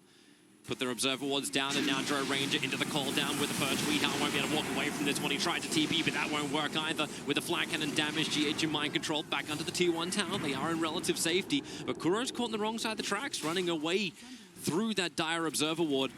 But Xnova and FY can't close the distance. Meanwhile, Mind Control and Miracle make the most of that on bottom lane. They're pushing the Tier 2 tower. Song of the Siren's already been burnt from Arme. It allowed him to escape back out. So he can't just instantly attack in, but FY still can't do that much. He doesn't have Finger. And there's no Instancer. There's no real fear for Team Liquid on this bottom lane either. Yeah, I still think you're happy here with your LGD. You need to buy time, right? It's a Naga game if you defend your towers, and it is a good Naga game, not only a Naga game. It's not like pick Naga and just play safe and then you win. You know, it's not that simple, but in this game, it is a really good Naga game. So if you enable Ame to get toward 2 or 3 key items and you buy time and protect the towers that you can, you're doing all you need to do. You don't need to find a lot of kills. You don't necessarily need to use your cooldowns perfectly. You just need to use them for something meaningful, right? And this finger kill on the Drow is totally fine. It's going to cost them the top tier 1 tower. This tower will fall in this game. You're not going to be able to hold that. Yeah. It's the next ones that you want to try to defend. Maybe even top tier 2. By the way, I want to point out Chalice's item progression. 300 gold from a dagger. So that's kind of an aggressive approach. As a team that wants to play kind of defensively, a lot of the times you would see Tide build like a wall build. You just get super tanky and stand in front so they can't push towers, but they want to take fights when they have Ravage. As you said, like, you got to hold the tier 2 towers, right? You need some level of initiation. That's one thing LGD doesn't really have. They've got Song of the Siren, but that requires Team Liquid to be caught out of position. Yeah, the alternative would have been to go, you know, really defensive item build, right? And just stand in front of the tower. If they try to go for it, you run in, you anchor smash, you gush someone, and there's a little bit of a follow-up from a call down or a lion stun or whatever, and the enemy team has to back off. But this is a much more aggressive way of thinking that they kind of want to, when they get this dagger, I think they want to try a team fight, more or less 4 and 5, just because Gyro is so strong at this point in the game. He also went for a timing build with the early drum, so kind of you have drum phase and 2 Wraith Bands. It doesn't get much more early mid-game centric than this as far as builds go. They're really trying to use Gyro as bait up on top so SD and Lion can go together, but the TPs come to bottom lane. The tier 2 tower under attack. Mind Control is just holding back but letting his trees do the work. When Flame Guard is down, he can't kill Naga Illusion, so you need to make the most of it. Ame is doing a good job at spreading them out and delaying this as much as possible instead of keeping them together. And you know, Liquid are not really accomplishing anything right now. They're getting farm on their Drow, which is fine, but this game is not really only about this gold graph and how much you're ahead. It's about like the flow of the game, right? Some games you can be 10k gold behind and be winning, and other games it's the other way around. And this doesn't feel like the game where if this tempo just continues for the next 10 or 15 minutes and Liquid take no objectives, that they should be happy about it. I feel they've got to force something, but it feels a bit difficult, doesn't it? To just go and take a tower. Yeah, because then you're fighting into what LGD want. Like, LGD are ready to fight. They want you to come underneath the tower if possible. And pushes like this, like, it's all it's going to end up doing is feeding Treants over to Somnus, push him closer towards that BKB, and then he'll even be stronger, ready for the fight. Yeah. They're going to struggle a little bit with killing a BKB carry this game, because Ember will deal next to no damage to the hero. And Drow's okay, but needs a little bit more in the tank before she can kill a BKB Gyro with 20 armor. So is that the point when you look to see... Yeah, Miracle's ensnared. Problematic, but he's got a Spirit. But look at Charles, he blinks directly forward, and Miracle has to actually jump himself back over again. He's got the movement speed, or does he? Another Spirit down over the river. No, it was just a little bit too short. Xnova will see him for a small moment, but he couldn't actually get any kind of, like, disruption off. So Miracle has the run all the way around. Chalice didn't want to Ravage. That shows something about their mindset, right? He wants to use it for team fights at this point. Because that would have been a kill on Ember, I think, if he Ravaged. But, or maybe he's a little bit cautious now because they overlapped it last time. He's like, uh-oh. Xnova's caught out. He got one disruption, tried to cut free of the Sprout of Mind Control, but that's one very dead SD. Easy kill. You got a ward down. Let's see if Liquid identify this and get rid of it. This is a fine ward. It's going to give them good information about how supports are moving across the map. And again, just buy them that time. This is definitely not Ame's best farmed Naga game, but for now, it's good enough. Liquid's 4k gold lead is definitely good, but you see it on the win expectancy graph, right? I'm not saying this graph is the holy grail of everything, but you know, a 4k lead minute 16, in some games this graph is 80%, and in this one it's 50. And it's because Gaben has seen a lot of games of Naga against Drow, and Gaben knows that Drow is good, or that Naga is good against Drow. Yeah, if you don't get that early pressure, she'll end up just getting on top of you. So it's good. It's good for now for Liquid, but you got to keep the ball rolling. You want to get Roshan. You want to get towers. They have one medallion on the Elder Titan, and do they have? Is anyone building Deso or something for towers or Rosh? Not right now. I don't think they can. You got an Atos on Kuro. He actually completed that a couple of minutes ago. So you're getting Maelstrom for mind control, so he's very much focused on clearance and side push with magical. Army is working towards having a Manta style. As we get our Hex off, it's going to be Ember Spirit very much caught out. FY, he could have actually committed the Finger of Death. Remember, that gives that plus 40 buff. I think the cooldown's more important.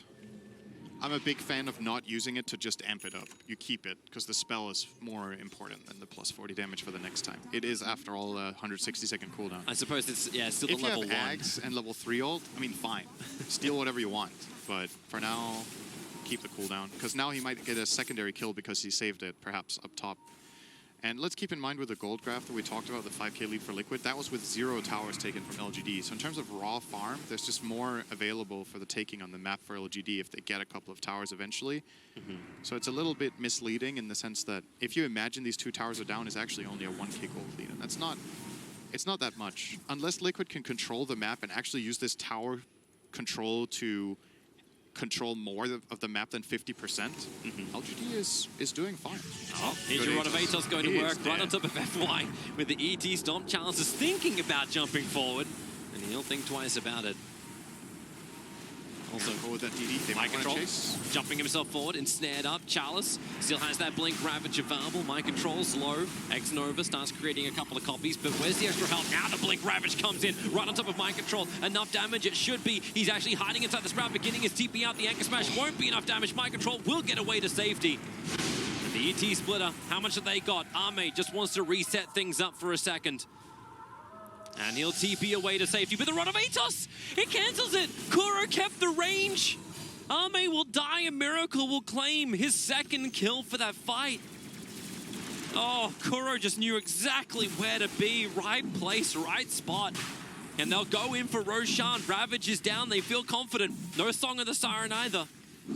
And no buyback for the Naga, so they can't even scout.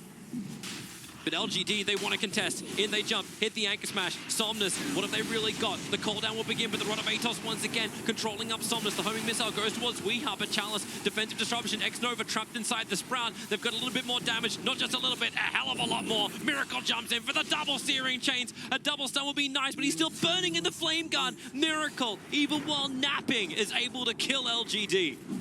Oh, that's so much more than what Liquid came for. They not only get the Roche, they get 3 extra kills, and I don't, you know, it's always easy to say afterwards, like, if you're in that position, you want to try to defend the Roche, but if that call down completely whiffs, I think you get the hell out of there. You just, like, you caught your losses. Let Liquid take the Roche. You messed up top in this team fight when you got your Naga caught, and you just have to let them have this control, because eventually Liquid will have to try to use this Aegis to go high ground, right? And that's the real challenge for their lineup.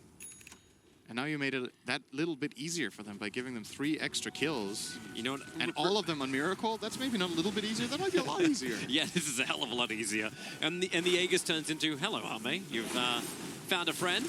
Caught inside the Sprout. The quick TP out. But is there another control? Mind Control, he'll go down. Ame has just enough damage thanks to the Illusion's Riptide. But normally you use this Aegis on a Draw Ranger to go for the tier 2 towers. You just cleared them out, and yeah, Tide caught out. No Ravage available. Somnus goes in for the cooldown. Ember Spirit with the Finger of Death. FY plus 40. Somnus flat cannoning out, but Kuro giving the extra life towards Weeha so he can stand his ground, but that's the BKB of Somnus, the full 10-second one burnt.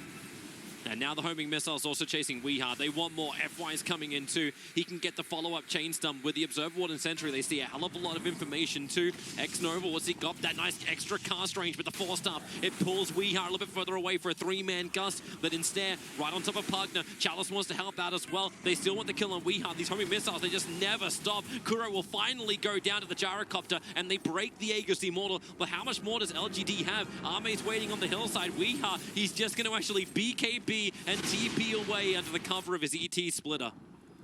So many huge abilities being burnt by Team Liquid just to run away from LGD. Yeah, but they have claimed all the tier 2 towers now. And the Ravage is still available too for LGD. So if Liquid were to try to go now, they will not have the Aegis, they will not have the Drow BKB, and the Ravage is available. So I think LGD successfully bought themselves a little bit of time there, but like you said, Liquid's still taking some good towers, getting more progression toward that base. And now the next step is probably going to be the hardest. And if they pull that off, this is the kind of lineup that can win the game in one fight. Like, the game could hang in the balance now for 5 to 10 minutes, and if Liquid pull off a really good move, they can take 2 or 3 lanes of barracks with Pugna, Drow, and Nature's Prophet if buybacks are unavailable for LGD. But you got to get there, and getting there gets harder and harder as Naga's item progression continues. She's now going to try to take this mid-tier 1 tower. Not just going to try, they're going to try and force a fight with Naga. Yeah. 4-man smoke up, they move through the northern front. Observers and sentries ready from X and over. So they'll try and establish a little of extra vision. But they're not finding the heroes they're looking for. All of Team Liquid, like Mind Control's up on the very far north lane, Miracle's down at the bottom. They're pushing in the sides. And Miracle's just trying to find that last bit of money to finish up his own BKB. And the same thing for Mind Control. He's just short of his BKB. Another 300 gold and FY. He's going to find him in the trees. Mind Control around the corner. FY. Yep, found him. Hex him up. Gyrocopter's going to come and help and give the homing missile so they can chain their 3 stuns, and it gives the extra information. On the edge of the cooldown, no, the rockets won't be able to connect. Mind Control, he just needs to get himself the hell out of here, but he can't just TP, or can he? He begins it. Have they got another stun? They have a Hex. Okay, they will stop him. But it seems to be wasting a lot of time from LGD when, again, they didn't want to kill Mind Control. They wanted to get more than that. They actually got to him because they all have, like, Quelling Blades. There's a Quelling Blade on Gyro, there's a Quelling Blade on Shadow Demon, and they cut the trees to get in there. They have them against the Sprout, of course, and I would imagine we see some Force Staff coming out later. Lion is queuing one up. Shadow Demon might get one eventually, but he's not that rich. But yeah, they find that kill. Now things, again, calming down a little bit. Naga is continuing to farm up. Gyrocopter is... I'm very curious to see what Somnus goes next, because I think there's different options here. The Ags would be the obvious choice, I suppose, but you could always try to get some of a different item build. Since you're not the primary carry in this game, you have the Naga on your team, so you can try to take different routes. But it does feel like you need something a little bit earlier. So maybe the Ags is the best build, because you're getting a hard build up from Naga. Yeah, Axe is absolutely fine, but it looks like he's queuing up the Butterfly, so he wants to have that evasion against the Drow. It helps, but you know, there's still the marksmanship. And Wee's not really behind in items in scaling, so he can just finish up his Hurricane Pike and go into the MKB if he really feels the need. Yeah. But I do also like your idea of the Tesla Ranger. It's efficiency. He's going to need it eventually. Liquid has got to play for one of 2 game plans. Either they try to win the game within the next 10 minutes and they build for that, or they're like, they don't believe that they can do it and they try to go super late. Because this game is winnable late game against Naga. It is, but it's really hard. But sometimes you just don't have the choice, right? And then that's what you go for. And you do see Weeha starting to do it. He's going Eggs. He's building up the Eggs. He's probably going to get a Maelstrom after that. So they have a way of dealing with Naga. They just don't feel like they will win it in time. And I agree with that assessment. I don't think it's possible, really, to brute force this, except if you bank on a big mistake from LGD. That's an interesting TP. Kuro just went right underneath the Observer and Sentry. Finger of Death comes out. Kuro's instantly exploded. What was the plan there? He must have thought they didn't have any kind of extra information, but that Observer Ward saw everything. Charles is going to go down. Weeha's damage output is huge. Is he going to ravage? Weeha's still BKB'd. He didn't want to burn it. Somnus will burn his BKB and TP out. Okay, that was the plan. That was the move. Is it? I don't know. I mean, explain said plan. Sometimes you do bait a hero to set up a fight. It looked like he came in too early, but it still worked out in the end. I thought he was a little bit too quick on the trigger there. But, you know, they got the trade-off. They got a tide for a Pugna and helped their tower. I think they're happy with that. BKB used on Gyro. Drow also used BKB though, so that's kind of an even trade-off, I suppose. But yeah.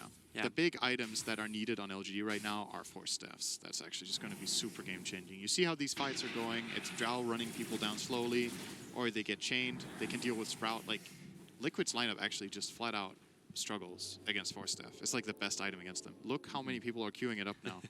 Tide, Lion, and Shadow Demon all want Force Staffs.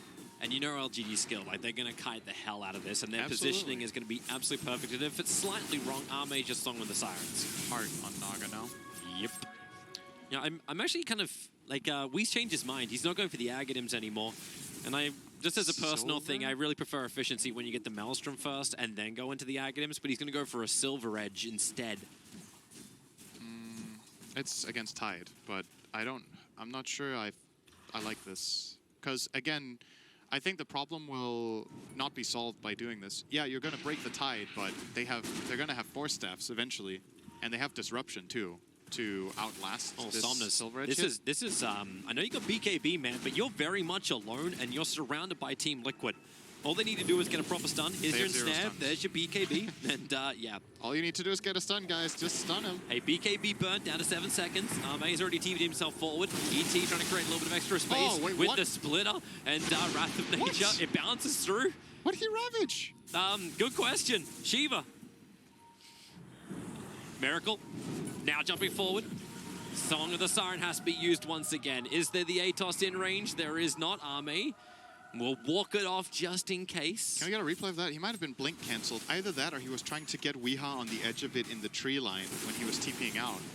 We get a nice slow motion That replay. was PGL production. Maybe he got hit by one treant or something, but I don't think that breaks his dagger. He shouldn't take damage from that. He's getting annoyed with it's like, all right, my 4-star is done. Won't cancel anymore.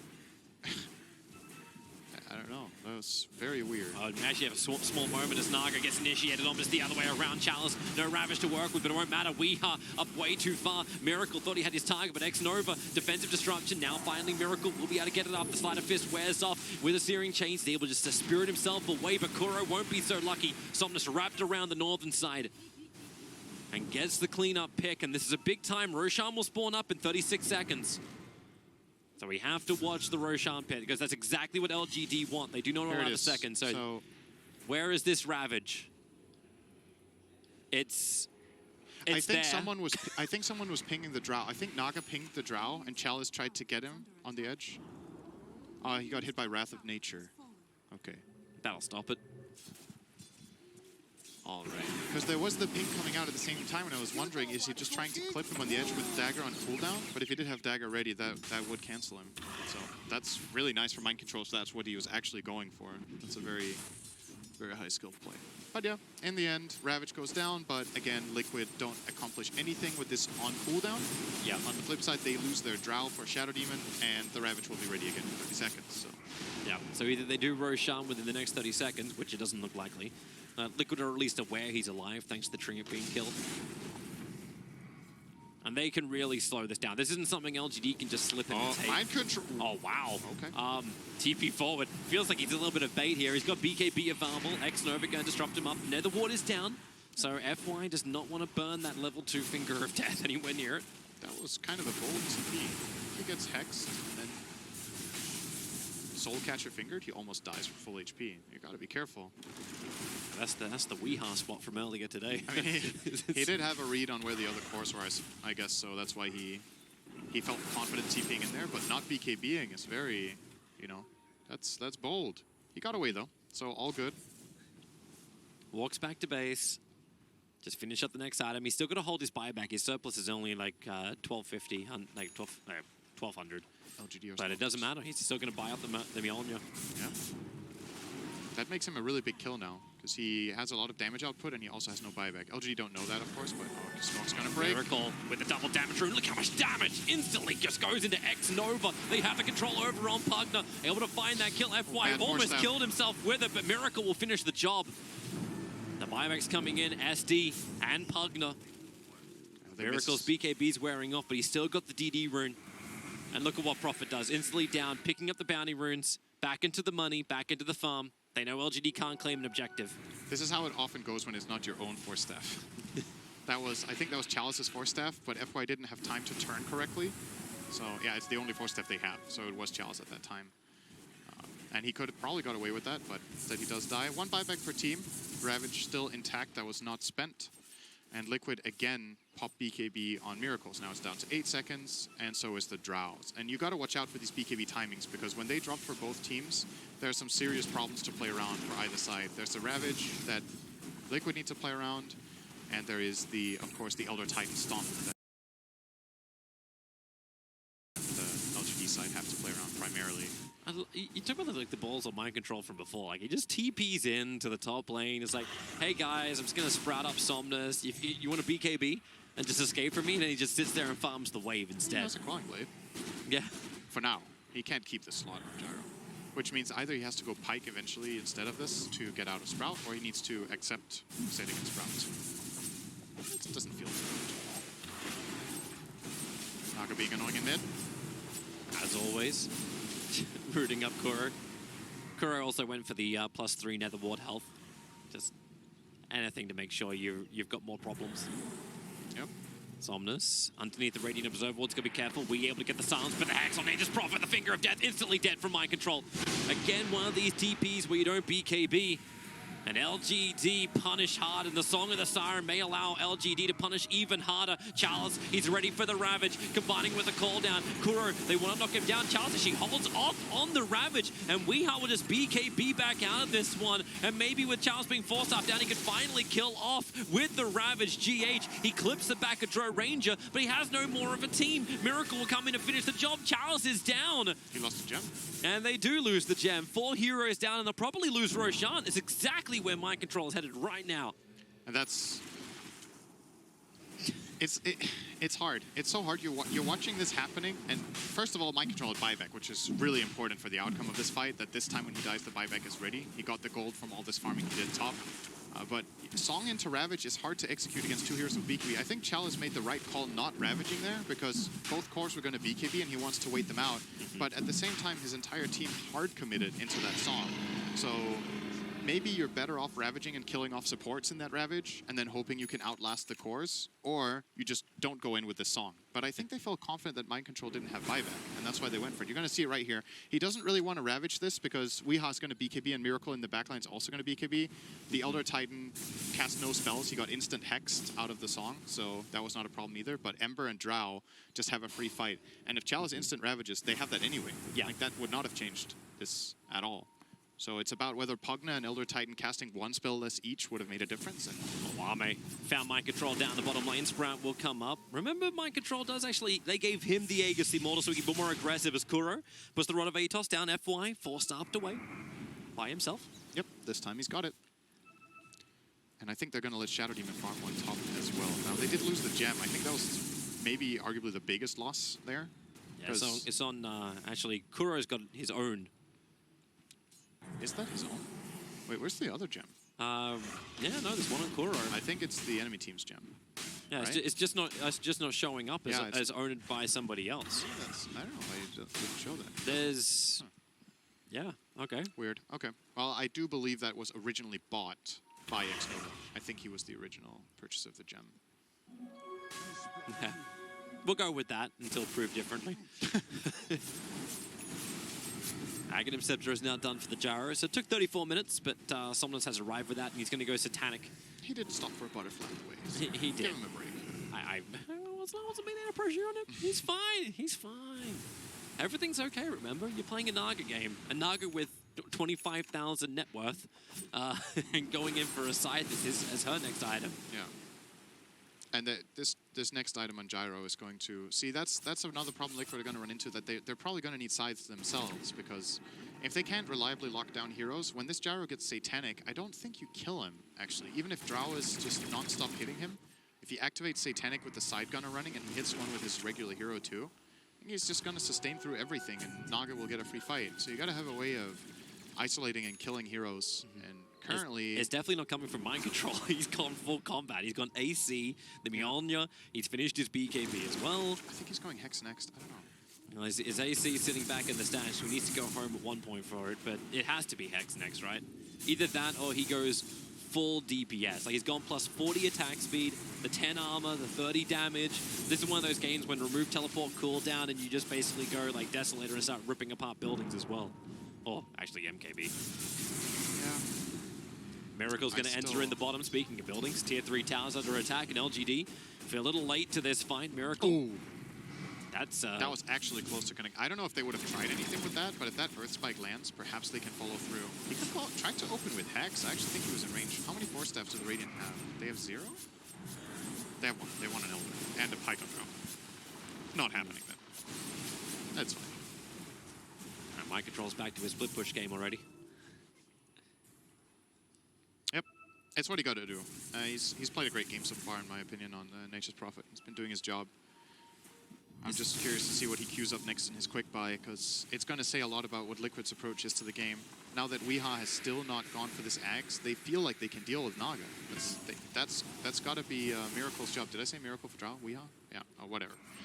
Ember's going to deal with Naga. I think that's the call here. That we think Ember can solve this together with an Nature's Prophet Mjolnir. That's enough.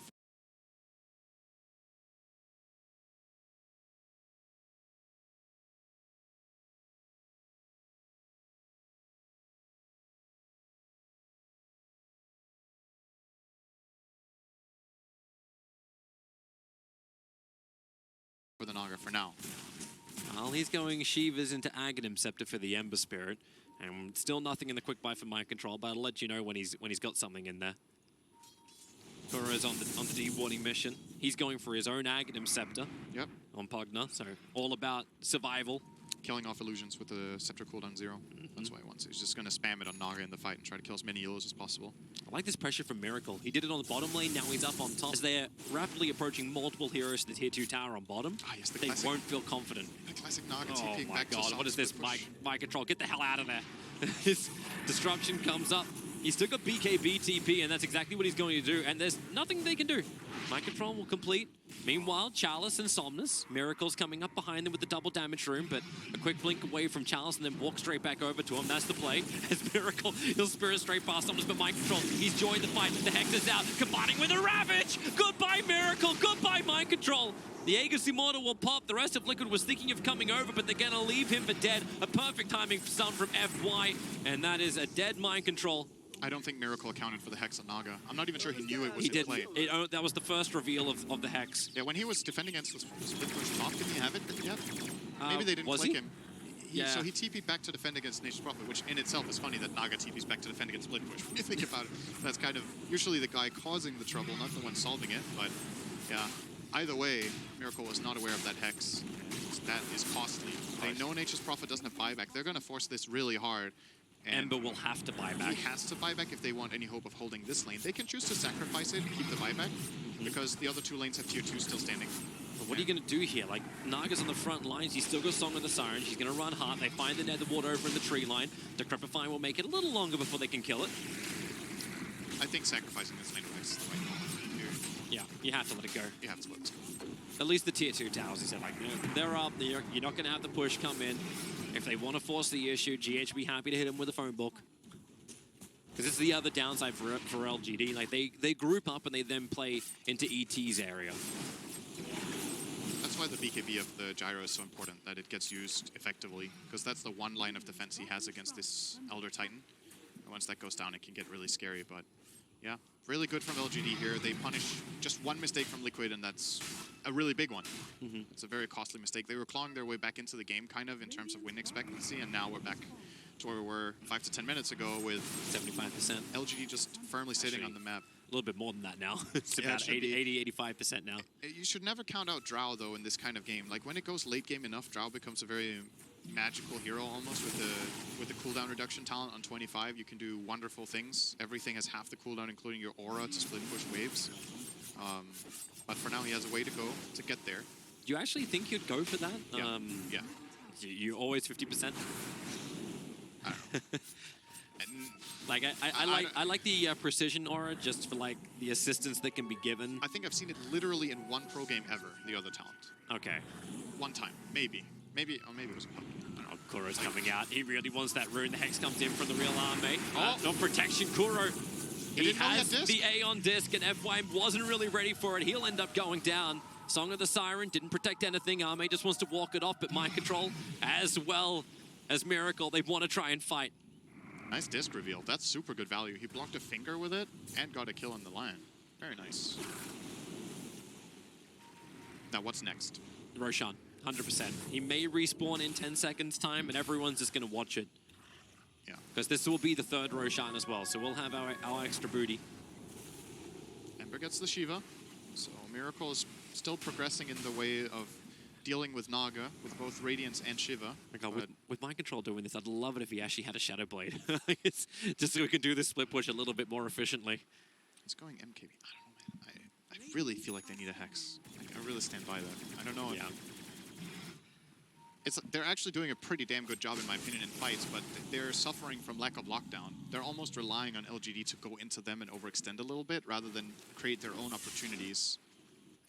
And with this build, Mind Control really just needs to be amped. That's what this feeling is. I actually think this may be the second pro game that you actually get to see the plus 25%. It's possible that they're just going to try to stand their ground. Like, they're going to pop BKBs, just stand still and hit stuff. Yep. But, you know, you can get kited by the Force Staffs. And there's... it's pretty tricky, I think, for Liquid right now. My control again, like, as the real Naga Siren coming in. Ensnare is up, and you'll start to see just how much damage can be done. BKB Sprout TP out.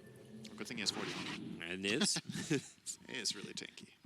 This continues to burn the BKB charges. As Gyrocopter coming in very, very close. Ember Spirit's going to get the Searing Chains off. Draw Ranger, so much just BKB's up. Mind Control, hello! He just jumped in, he's sprouted, but he's actually locked inside the Roshan pit with Somnus, the Finger of Death to give the extra damage. Mind Control's down.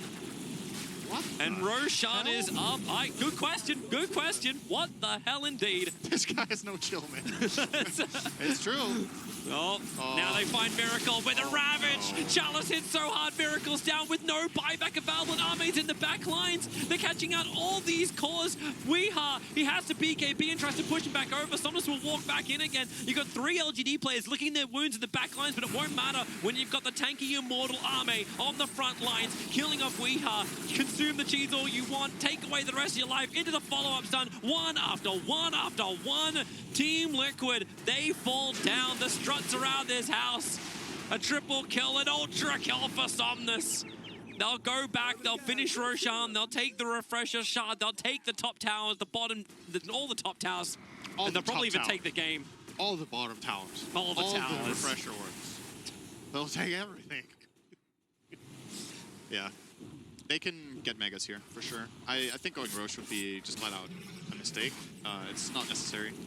They know the buyback is... Or actually, I'm not sure they know exactly the buyback status. I think they know that... His Mind Control dead again. Drow doesn't have it based on items. Again. The Ensnare's going to come in. Armee needs a couple of extra friends. Okay. He's going to create a couple. Okay. Is he? But, he is. But Top's but not. really, it's the base is not okay. So. And Armee can just instantly rejoin this. As he TP'd out towards the shrine. They're just going to go and, like, take the mid-racks, get the mega creeps up. We've seen teams come back from mega creeps, but this will be a surprising one. Slightly different conditions. Yes, slightly. By the way, I want to point out what LGD just did. I love this. It's one of my pet peeves that a lot of pro teams do, and LGD didn't do it there. They left the Shadow Demon with the creep wave to hit the range tracks instead of staying there with all heroes to make it as fast as possible. So they send the majority of the damage that they need to the mid-racks so that they can kill them as fast as possible while top is taken down by just the creep wave and a Shadow Demon. And that effectively saves them maybe 5 to 10 seconds here that, you know, could have made a difference for Liquid's possibility of defending. A lot of the times you see players just tunnel vision. Okay, we're getting racks, then we're getting the other racks, and then we start in the next lane. But, you know, this is just flat out just objectively a better way of doing it. So I love seeing that efficiency from LGD coming out. It shows really good. This is going to be the last fight. Communication as well. This is totally going to be the last fight. LGD don't even start Roshan. Like, they've chipped him down a little bit, but they know Liquid will come to try and contest it. They know they'll smoke up. MKB done. You've even got an Aeon Disc over on the SD, so getting these early pickoffs is even harder. ET with a Spirit, able to get the stomp off. Gyrocopter caught, 4 heroes, retreat back. Miracle, instantly Hex back up, and Finger of Death, he will just explode. They force-dive him out. Kura's giving some life, and Somnus on 160 HP. He's still got the Satanic available. Now he'll trigger it. The SD will disrupt him up. It's actually wasting time with the Gust back. They're going to kill off Somnus, as well as the Lion and SD. Team Liquid, they're going to try and take Roshan. Buyback comes in from Gyrocopter. Ravage still available from Chalice. He'll jump in. He'll hit the whole kit and caboodle. But is there some life? Weeha with the Gust back. He needs to push back still for Kuro. And Miracle retreating out through the north. They gave him the life, but look at Naga. She's charging forward. She wants to bring down Weeha. Mind Control is just trying to walk this off. Armee, the Song of the Siren. It's actually saving his life. Weeha almost killed him. Have they got anything to really get him? At the end of this song, the heart's kicked in. They get the life. The Finger of Death from FY. Puts down the Drow Ranger. Mind Control can TP back home to safety. Ember Spirit can buy back too. But can they defend? LGD can go either back for Roshan. You've got the cooldown talent now for Mind Control. He's going to be everywhere. But he needs to be home. It's in trouble. I actually can't believe how good that fight was from Liquid, how much they accomplished. He jumped in with a, oh, hang on, Miracle. He's getting Hexed up. hexed. Instead, is there a 4-staff? Yeah, there is. They'll get him back inside the base. As Gyrocopter trying to have his own little battle. The tier 4 towers have finally dropped down. That's a huge creep wave. They need to try and fight this one back. Gyrocopter will just BKB, finish off the Radiation. That's what they need to do. GH can't do anything. Fingered down. Mind Control trying to kill off someone, but the Satanic gave him all the life to survive this. And there's little to nothing that Miracle can do. Even the rocket's able to hit. That is GG. LGD in 46 minutes, playing game 1 of this 2-game series. Man, that Roche fight was hype. Actually, wow. So what happens is Miracle jumps in on Ember and he doesn't BKB, and I'm like, wow, he didn't BKB. That's insane. And then he gets hexed. He manages to turn around, get double 4-staffed, and then he has his BKB afterwards for the follow-up in the fight, and he forced BKBs from the enemy team because they're like, okay, Ember's here, we're just going to BKB and kill him. Yeah. And I don't know if that was planned or not. If that was planned, that was super well done. Unfortunately for Liquid, it wasn't enough, but that got a little bit exciting toward the end, more than I thought it would get. Yeah, you really just thought that, like, they were out, like, quite simply. You thought, like, there's no way Liquid's going to win this. You run into Roshan, it's not going to happen. And, like, with only one here, like, they called out the Gyrocopter as the only one, and they still managed to fight hard. But, and LGD, they had so much to work with. They still held the advantage for the majority of that series, and Team Liquid, it was a little bit begging once the Draw Rangers timing didn't fully go through, but they still did well. They still took all the outer towers within like 20 minutes it was. And Mind Control was everywhere, but yeah, as you said, maybe a question on the itemization to finally shut down LGD, who were definitely playing for late game. I feel like it's really difficult to play Dota like this in general right now. It's one thing to play push strat, which I think we can agree this is a kind of a push strat. At least it was. For the You've most part, got Pugna, Drow, and Prophet. It's a push strat. It's a push strat, but if you play a push strat without catch and you don't destroy your lanes, if you can't just raw overpower your opponents when you want to go for the base, it gets hard to end the game. Like, sure, you're taking all these towers, but Naga was still farming. You didn't really limit her space even by taking towers because they were just wave clearing anyway. Naga was wave clearing, the Gyro was wave clearing, the Tide was wave clearing. And why are they wave clearing? Because it's hard for you to catch them. You don't have that many stuns. You don't have burst. Your Drow's farming in the jungle. After you take all the towers, your Drow has to farm jungle. So, you know, it naturally becomes a game where LGD can get time. And that's what you have to try to avoid. And I can't really fault Liquid too much for their itemization because I think the time that they should get Hex was very late. And at the point when they should get it, they kind of lost control already. So it wasn't part of the original plan, right? No. The original plan was the AC, it was a split push out, it was to go high ground, give Miracle the space to do that, give Prophet the space to do that, and it just never seemed to come to fruition. So, no, Team Liquid in another game here in the group stage, just not looking good for them so far, but LGD continue they're holding their upper bracket.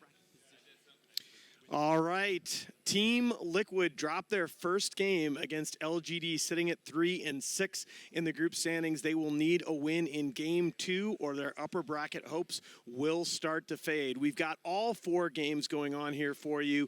On stream B, Mike goes 17-0-2 on his Morphling, now 46 kills in his last 3 professional games on the Hero for Alliance. All 3 of those are wins as they keep themselves firmly in the middle of the Group A pack. Our games on streams C and D involve 3 teams that are all sitting around that critical 4th place upper bracket cutoff in the group. On stream C, Mineski were able to take care of business in game 1 against Chaos behind a great performance from their mid player Moon on Lina. He was in on 19 of the first 23 team kills, had his BKB, Deso, and Yules up at the 22-minute mark, led from start to finish. Over on stream D, we had a great match against, as Newbie was facing off against TNC. Newbie was able to take command in the mid game behind CNC's OD and UR's Lifestealer. Those 2 cores got off to that farm lead and were able to carry the team to victory. We're just seeing the start of the Mineski Chaos draft here on Stream C, and we're going to take you back to that action for a few minutes. We will rejoin Liquid and LGD as soon as that second game starts. You're really thinking. One just because the captain. Oh, yeah. You can never go wrong with saying Puppy. Yeah. That dude is just fun to watch. The drafts he creates. I'm not sure. I think it would depend on like what era I was in. Right now, I honestly, just because I guess I haven't been playing, right? It used to be different because, you know, when you're trying to think about building a Dota team and you're captaining, you're trying to find the individuals that you think you're figuring out people's play styles, trying to evaluate how good people are. Nowadays, it's more about, for me at least, like how good are these teams? What is the team identity? So it's hard for me to say. For me, it's just what team do I like watching the most? Which honestly, Is the question it I might asked, be but OG. yeah, just kidding. Yeah, Okay. it might be OG. Mine's 100%. And I liked watching VP a lot, but I haven't been able to see them. We haven't yet seen this them. We haven't tournament. casted any of them. Yeah, No. we've been watching very little. And there's Lifestealer, They're possibly. doing well, right? Sorry, to VP. Aren't they like 5-1 or something? I don't think they're that. I believe they're with a winning record, but I think it's like 4-3, something like that. Okay. But what were you saying about the Lifestealer? I was just saying possibly a deny pick from Mineski. They probably would have just snapped it up, possibly. And it's Lifestealer. I don't You like have the Sand Lifestealer King at too, least for the hopping in, maybe getting initiation. But why don't you like the Lifestealer? I think you want a steroid for it. You don't really have any available because you've already taken like Rubik SK. So neither the offlaner nor the 4 is going to be able to do that for you. No. We saw Hector from Infamous earlier run the traditional Radiance Lifestealer rather than the right click. God, And it's been a bit. But that kind of like goes into every problem we've said Chaos Exactly. has, right? Yeah. So I just don't like how basic the drafts are. You look at OG, right? And we're like, what? We discuss for like until we're blue in the face how much we love the creativity. And we don't understand what the hell's going on either. Yeah, the team fighting. Like we look at LGD and how their drafts are put together. Chaos just feels like it's very very rudimentary. I feel like I could do this draft. Like this looks like a Leviathan draft. Yeah, I could have concocted this draft for sure. Yeah. And that's not something like I'll jokingly flame aside on myself. Like I actually like when I look at a draft, I'm like, yeah, that seems like really cookie cutter. You know, like that just they had so much time to prepare. Yeah, for this as someone who's drafted against BSJ, it's really fun to draft against people that always go cookie cutter because you just need to like you can see it coming and you have a little tweak and you're like, gotcha. Yeah, like that 8th pick on first pick, you're just like, I remember one game, I can't remember what it was. You've picked an Ursa. I knew you were gonna pick Ursa. Yeah. And I think we ran like a void or like a TA void or something. We just kept killing you. Yeah. It was really fun. That sounds about right. My draft history against you guys wasn't that great. We had this always problem where limp Tiny, where we couldn't pick Tiny because you guys understood Tiny better than us. And then if we gave you Tiny, we just lost. So like every game I'm like, what do? I feel like they have an extra ban and I'm already like, a worse drafter. It's a nightmare when you are a captain and you're like fighting this uphill draft battle where you're just like, I feel like I'm an underdog while strategizing for these heroes. And now we look at this lineup. I feel like Mineski's 3 heroes provide more team fight than Chaos. It's not a bad draft necessarily, but it's very reminiscent of that EG draft that we've discussed how much we don't like it over and over. The Rubik Ogre Venge 3-4-5. You have an AA Rubik Sand King.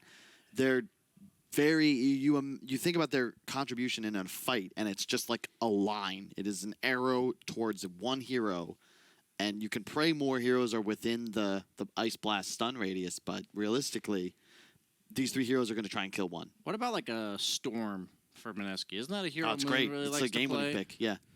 I think you want a hero that just goes, right? Yeah. And then you also have 2 stuns on Chaos. Oh yeah, dude. Raging Potato, Mirana, Ogre off, Warlock 5. You Storm here. I think that's insane. Maybe you Quap if you'd like, but I was like thinking it's like a elusive hero like Slark might work too. I also just wasn't a huge fan of Slark because of AA. But at the end of the day, you are very good against the Lifestealer. Yeah. The core-to-core matchup is like insanely Slark favored. Most of the time, Lifestealers end up going like second item Halberd though, because it's not dispellable. And that usually means you'll go for the Radiance. What about this hero before the Slark Warlock? We haven't casted a game with it yet, and I thought it was a pretty popular. It's a big team fighter. Is it just too cooldown reliant and kind of bad? And Warlock? Yeah, Warlock. I think Warlock. I've said this a lot, but the Fatal Bonds are the true ultimate for Warlock, and I think that people, it's just a TI hero. That big AOE ultimate BKB piercing stun. You're a good laner nowadays because safe laners are having a tough time often against these really beefy off laners. And you just heal and pull. You heal and pull. Fatal Bonds occasionally. Yeah. The one thing I'll say about Warlock as a hero is a lot of teams have been picking light stuns like whenever we don't like their drafts. And with every hero in the game, every hero has this weakness, and Warlock's is mainly that he offers no catch, and he offers this ridiculous team fight, but you can't actually force the fights you want. You don't have playmakers because your 5 position can't make any plays. Yeah. And so this game, like even Slark as a carry is much more of a playmaker than the average carry hero. Yeah. And they have these heroes to supplement. There was a game LGD. They crushed Newbie. It was they had Kunkka, Ench, Void cores, Ogre, Warlock. Oh.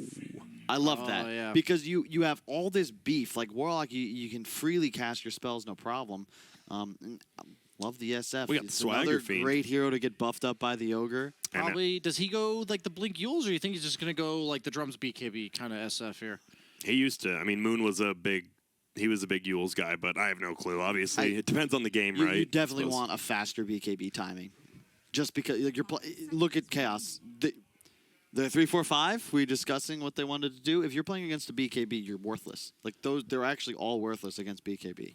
What is Matoma Man's hero? Do they have Brood in the pool? Nope. No, it's got first, second band. Yeah, okay. I mean, you can't TA.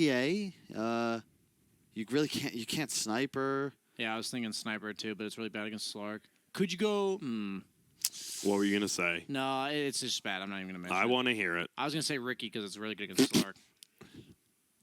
But and then you can't lane it against us. That's the kind of creative I've been looking for, BSJ. Well, Dude, hey, you want him to do something different? Ricky, I'm saying Ricky Mid's been seeing a lot of play in A, so. Yeah, and so's Alchemist, and you know what? The world's doing it now. Okay, so Odie? that's the hard counter to Slark that I've talked about. But There's just no team fight, guys. You have the Sand King, the OD, and whatever. There's Rubik no pulls. physical damage for the most part. It's gonna. I'm glad it's a Matumba Man lifestealer though. I was kind of hoping that we'd see more of him on 1. Okay. And VT faded mid. The problem is that VT faded's hero pool is limited. Yeah. He's a young kid, right? He hasn't had the time to develop. Even with like Gunner here, he'll admit he's very limited. If you're younger, you're trying to build your MMR so you get noticed, and the best way is to play heroes very well. But Gunner said he fit like well into his team because he's like just first pick my hero. Yeah. Like, he's literally just like give me him or whatever. And you know the carry player on the team. 23, I was like, oh, thank you. Yeah. A middle player who actually, you know what, I'm all about He even it. said like a player like Forev just loves playing these like cancerous counter picks. Like he just loves doing that. And it's funny because like you do need a good balance of that on a team. Yep. So if like I feel like they've been saving Matumba Man's pick for last in most of these games, and Matumba Man's always for Liquid I feel like kind of played that first round, second round, or like early second round pick because he was setting up Miracle to carry the game. So I wouldn't mind if they start doing this a little bit more. Like they do need to switch it up. Whatever they do, swap it up a little bit. So this is a nice little interchangeable play style that they're going for. Let's see if it works out.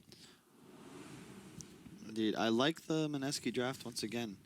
I do too. It's just so simple. We discussed a lot about OG and the mechanics they utilize, but I think these damage steroids, damage amp reduction, they're way more valuable than people give credit for, and it's a big part of the reason Ogre's picked so often. Warlock, in a sense, because of Fatal Bonds, is another huge form of damage amp. You have a lot of natural synergy. The Slark SF, if they get ahead, like it's so easy for them to just completely take over a game. And Chaos, my problem with this draft is that I don't see the win condition. I look at this and I think, okay, what's Chaos looking to do? What's their timing? What's the power spike? They don't really have the ability to kill Roche or objectives easily. I was going to say Roche is a big deal. It's just play better than your opponents. Continuously outplay them. And I've always felt that the team that can play worse and still win has the edge. And that's what it feels like for Mineski here. Yep. And we do have a quick pause here for the players. And on the other side, so this Shadow Fiend, what's his plan? Is he still just, I'm going to push in middle, I'm going to farm jungle, or do you move around a little bit more nowadays with your middle SF? Not really, right? When you have reliable stuns, I think it's nice to easily rotate. So you have like the Ogre core and I think you do, either Ogre or SF is going to be moving around, but I love the idea of Shadow Fiend rotating to the Ogre lane. We've seen that a couple of times. When LGD played it, this exact combo of heroes, that's what they did as well. Because you find that kill very easily with a double raise, and then you have a Bloodlust buff SF just starting to hit tower. And then he can start playing enemy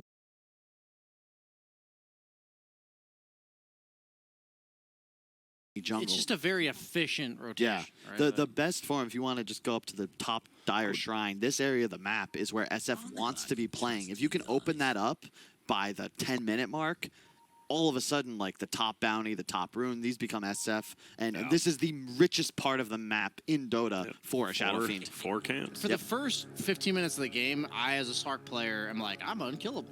Like, I actually really like playing Slark in this game. Not because, like, I do hate playing Slark in OD. That matchup really sucks. But in this specific game, I'm like, for the first 20 minutes of the game, I'm actually pretty unkillable. They have AAOD, like these theoretical counters, but they don't really have this, like, reliable chain of events that sets up killing me. It's going to be later on 5-man engagements that are going to be kind of the issue. So I think Mineski's going to have to hit this, like, 15, 20-minute massive power spike. They do have to be careful about taking fights without BKBs, because if Chaos finds initiations, absolutely, yeah, a hero will die, and then they can continuously find more. They have a ton of disable and low cooldowns on all of them.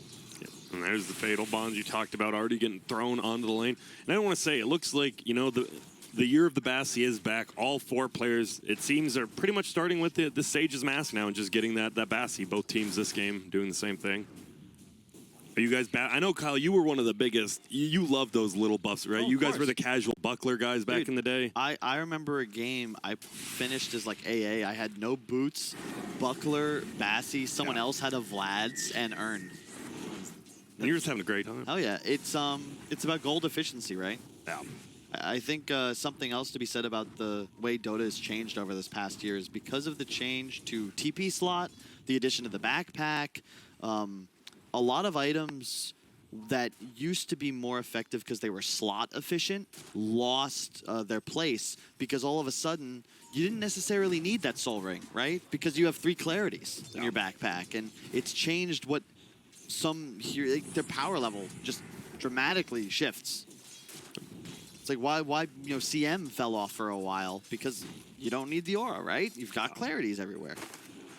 And looks like this Ogre is going a little bit different as well. Well, there's going to be the arrow flying. Matoma Man is in a little bit of trouble right now. Does have the rage, but I don't even know if that'll do anything. He's just going to get right-click down this Ogre. Dude, this hero, we have seen it a lot, and you can't trade hits with this hero anymore. It's just too strong. Look at this, 10 armor with the Bassi, 63 base damage. Doesn't even have the Orb of Venom this game. Actually has a Quelling Blade. But he's free farming. This dude, Mineski's already so far ahead. This is scary. And look at this. They actually, he eats the mango, fakes out the stun, maybe trying to bait a rage. I think he actually was trying to stun Misery and got fogged. Because if he stunned Misery there, I'm pretty sure he dies. Already level 3, level 2 stun coming out. Little increase in damage, doubles it actually. Just a little bit.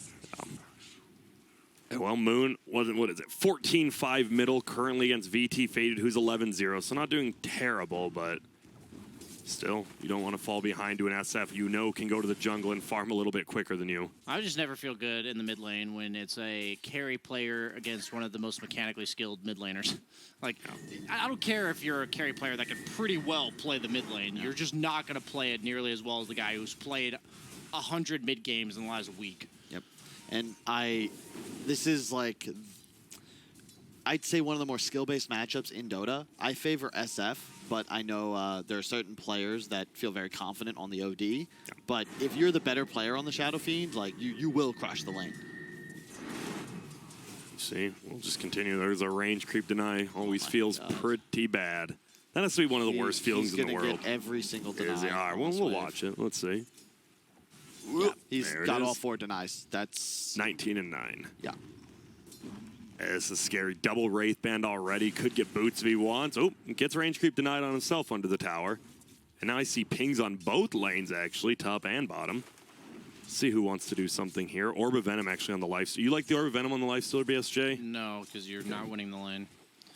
I'm personally not a fan. Like, I feel like you buy Orb of Venom because you want to be like super aggressive in lane. Yeah. And you just can't trade hits with an ogre, right? You're not aggressive in this lane. Not only because you can't trade hits, but like you have an AA support. You don't have some support that's I'd rather a casual ring of protection. Yeah.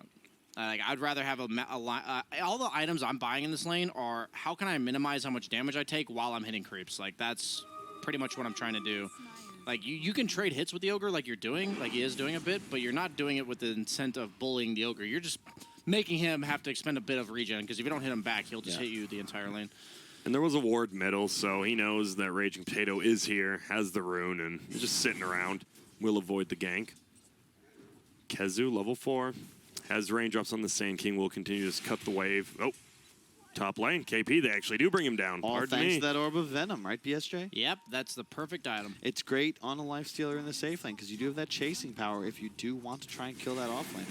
Yeah, honestly, it worked out. So I'm not. I mean, Matoma Man's the TI winner, man. No question. And that is going to be the runes. Oh, actually going to leap back up. There's going to be the double Starstorm. It is only level 1, but there's the leap. Wants to shoot the arrow. Whoop, whoop, whoop. Oh. Fakes it out 3 times. Oh, I love it. There's no angle it felt like. When you could really get away from that misery. He'll get brought down. It was weird, though. Raging Potato had an Arcane Rune and was using it to arrow jungle creeps, so that's why the Ogre was, like, alone and dead, which, to me, I don't really feel like should happen, so... Play a little safer. Yeah, it's just weird to me, because I make the prediction, like, you shouldn't really go Orb of Venom. You're not going to kill this Ogre. Well, and then he's OD, alone. super low middle. Pops another health potion. Dude, top's Bottom as getting well. scary, though, because now there's phase boots on Ogre. Yep. And look at this. Yep. The traded hits. Level 4 versus level 5, though. Does have level 3 in that feast. If he gets a stun off here, Raging Potato is waiting with the arrow. Yep. There it is. Will it hit in time? It sure as hell does. And there it goes. Raging Potato picks up that kill. And you said, I mean, we've seen this lane a lot, right? I think TNC actually played it a few times. You're just dead if you get stunned. Yeah. It's the dream. It's exactly what we were discussing about with the Ogre can start getting aggro and the Mirana eventually like takes the lane, starts shoving creeps. Plus you have kill potential. And it feels good. Yeah, you just talked about it. Just get out of here, Ogre. I'm going to farm. I'm going to get whatever I want. Bottom lane. Something's going on. It looks like Nico Baby actually taking a ton of damage there. But we'll be able to make it out. Not quite level 6, so can't just hide and get that regen. Does have a Warlock. Also has a Shrine if he needs it.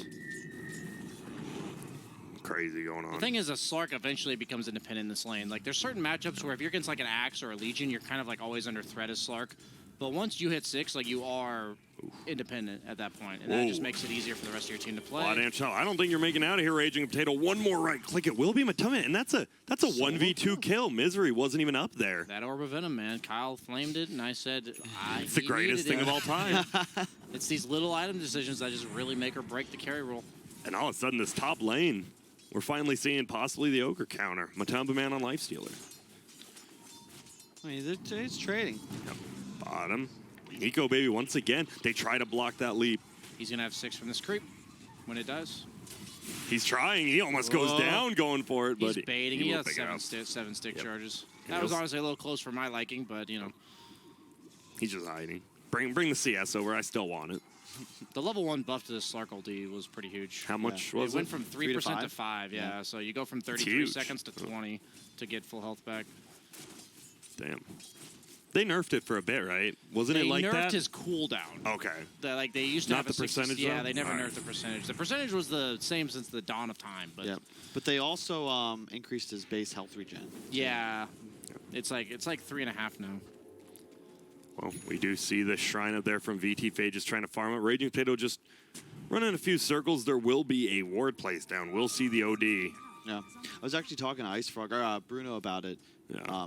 And he said that they really just like these little tweaks, you know? The little quality of life changes that can just make a big difference because it gives that hero the option to like actually get to the point of the game Uh-oh. strong. Sorry, VT Fade actually goes down middle. I was looking top. They were getting dove, but this ward, Raging Potato, he's just roaming around middle. We talked this Mirana. All it takes is one arrow. You're dead. 5-second stun. You're definitely going to die.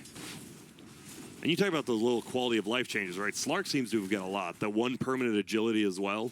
Yeah, but then they nerfed like his Essence Shift and his Essence Shift talents. Like I actually liked a lot of the way they reworked Slark. They made his pounce like way better against mobile heroes, but they also made it so you can itemize against it. So like he's the same hero, but he does what he does differently, which is cool. I like it a lot. I think they needed to rework him because he made no sense as like a pub stomper, but not viable and competitive.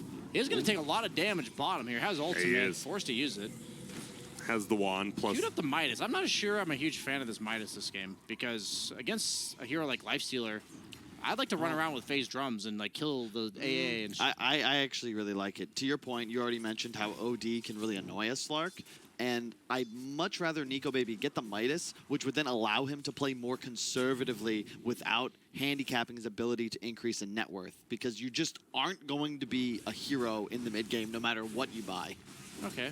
You need Scotty, you need BKB, and then you're able to start taking over.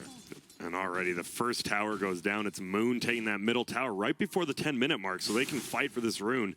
Kezu will have to stun out. Now, we'll see if they want to fight for their own rune. We'll have stun up again. We actually have a lift. They're chasing. Arrow will fly, but won't hit. Moon's going to TP top. They want to fight for this rune possibly instead. And now Matoma Man right-clicking. There's going to be the stun. There's going to be a double raise. It's just going to right-click. Now Rune will get scooped up. Matoma Man, 2 more attacks. Will just throw out the nuke, gets the kill. That was a sick TP. Like, he just shows bottom and then, like, instantly TPs knowing when they're not going to get the kill. Not just that, but he also medium into short and then saves the long nuke, knowing that that'll be the one he'll be able to finish with as Matoma Man's rage dissipates. That's sick.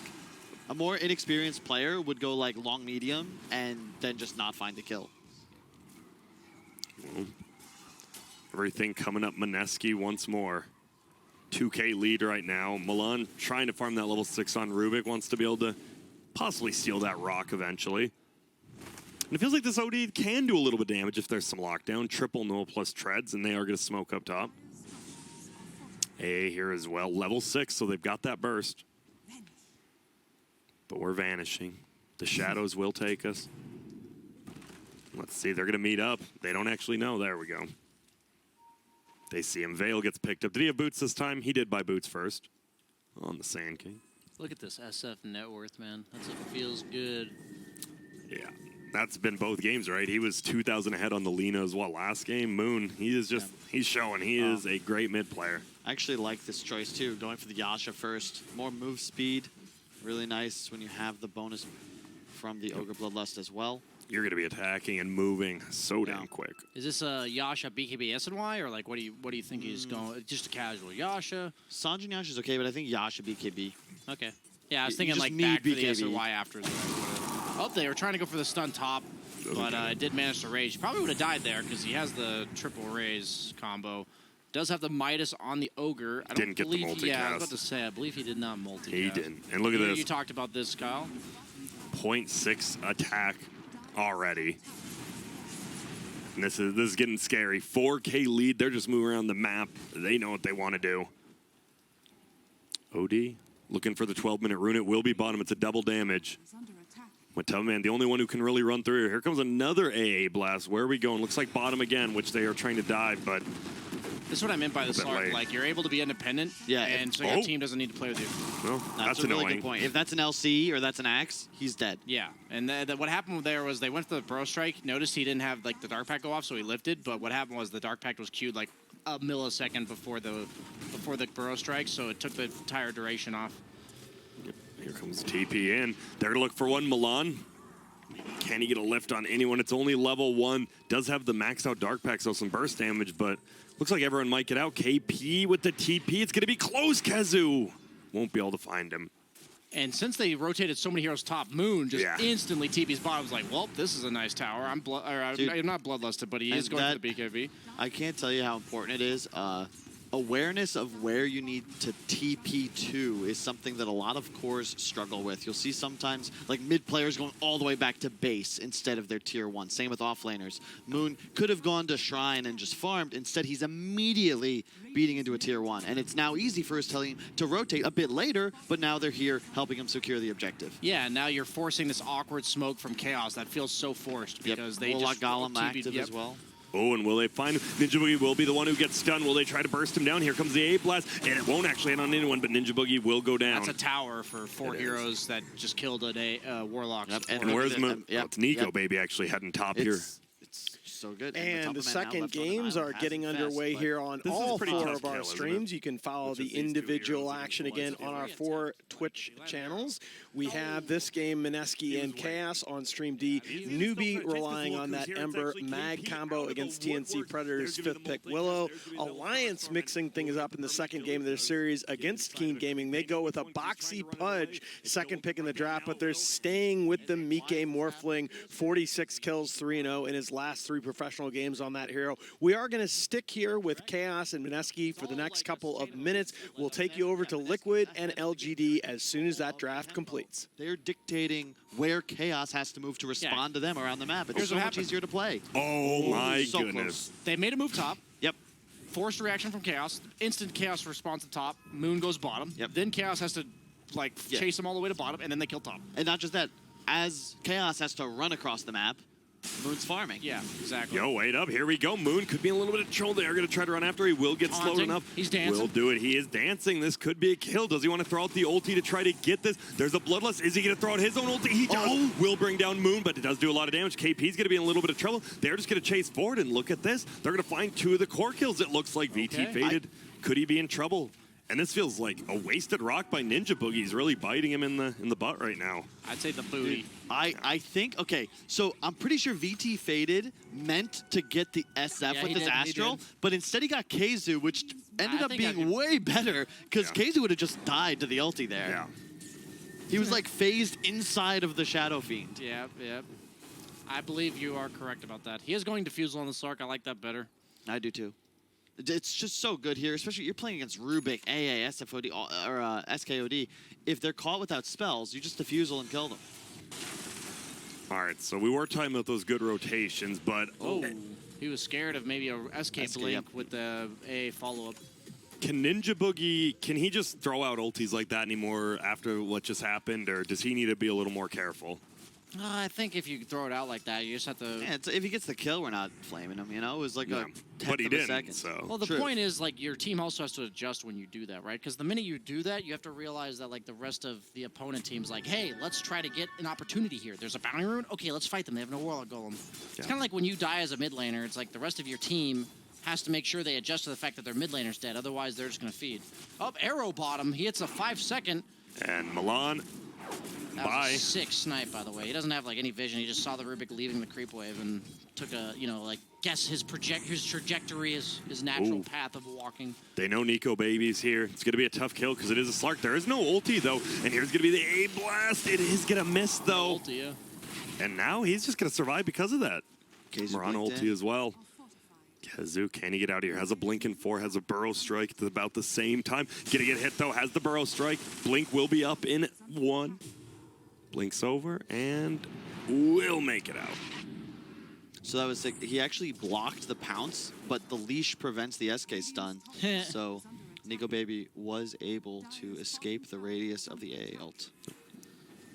Well, we see a lot of wards here. Radiant is really covering this diagram. We've got 2 wards in this triangle. Look at this. This really missing here. Let me tell you, viewers, how lucky you are.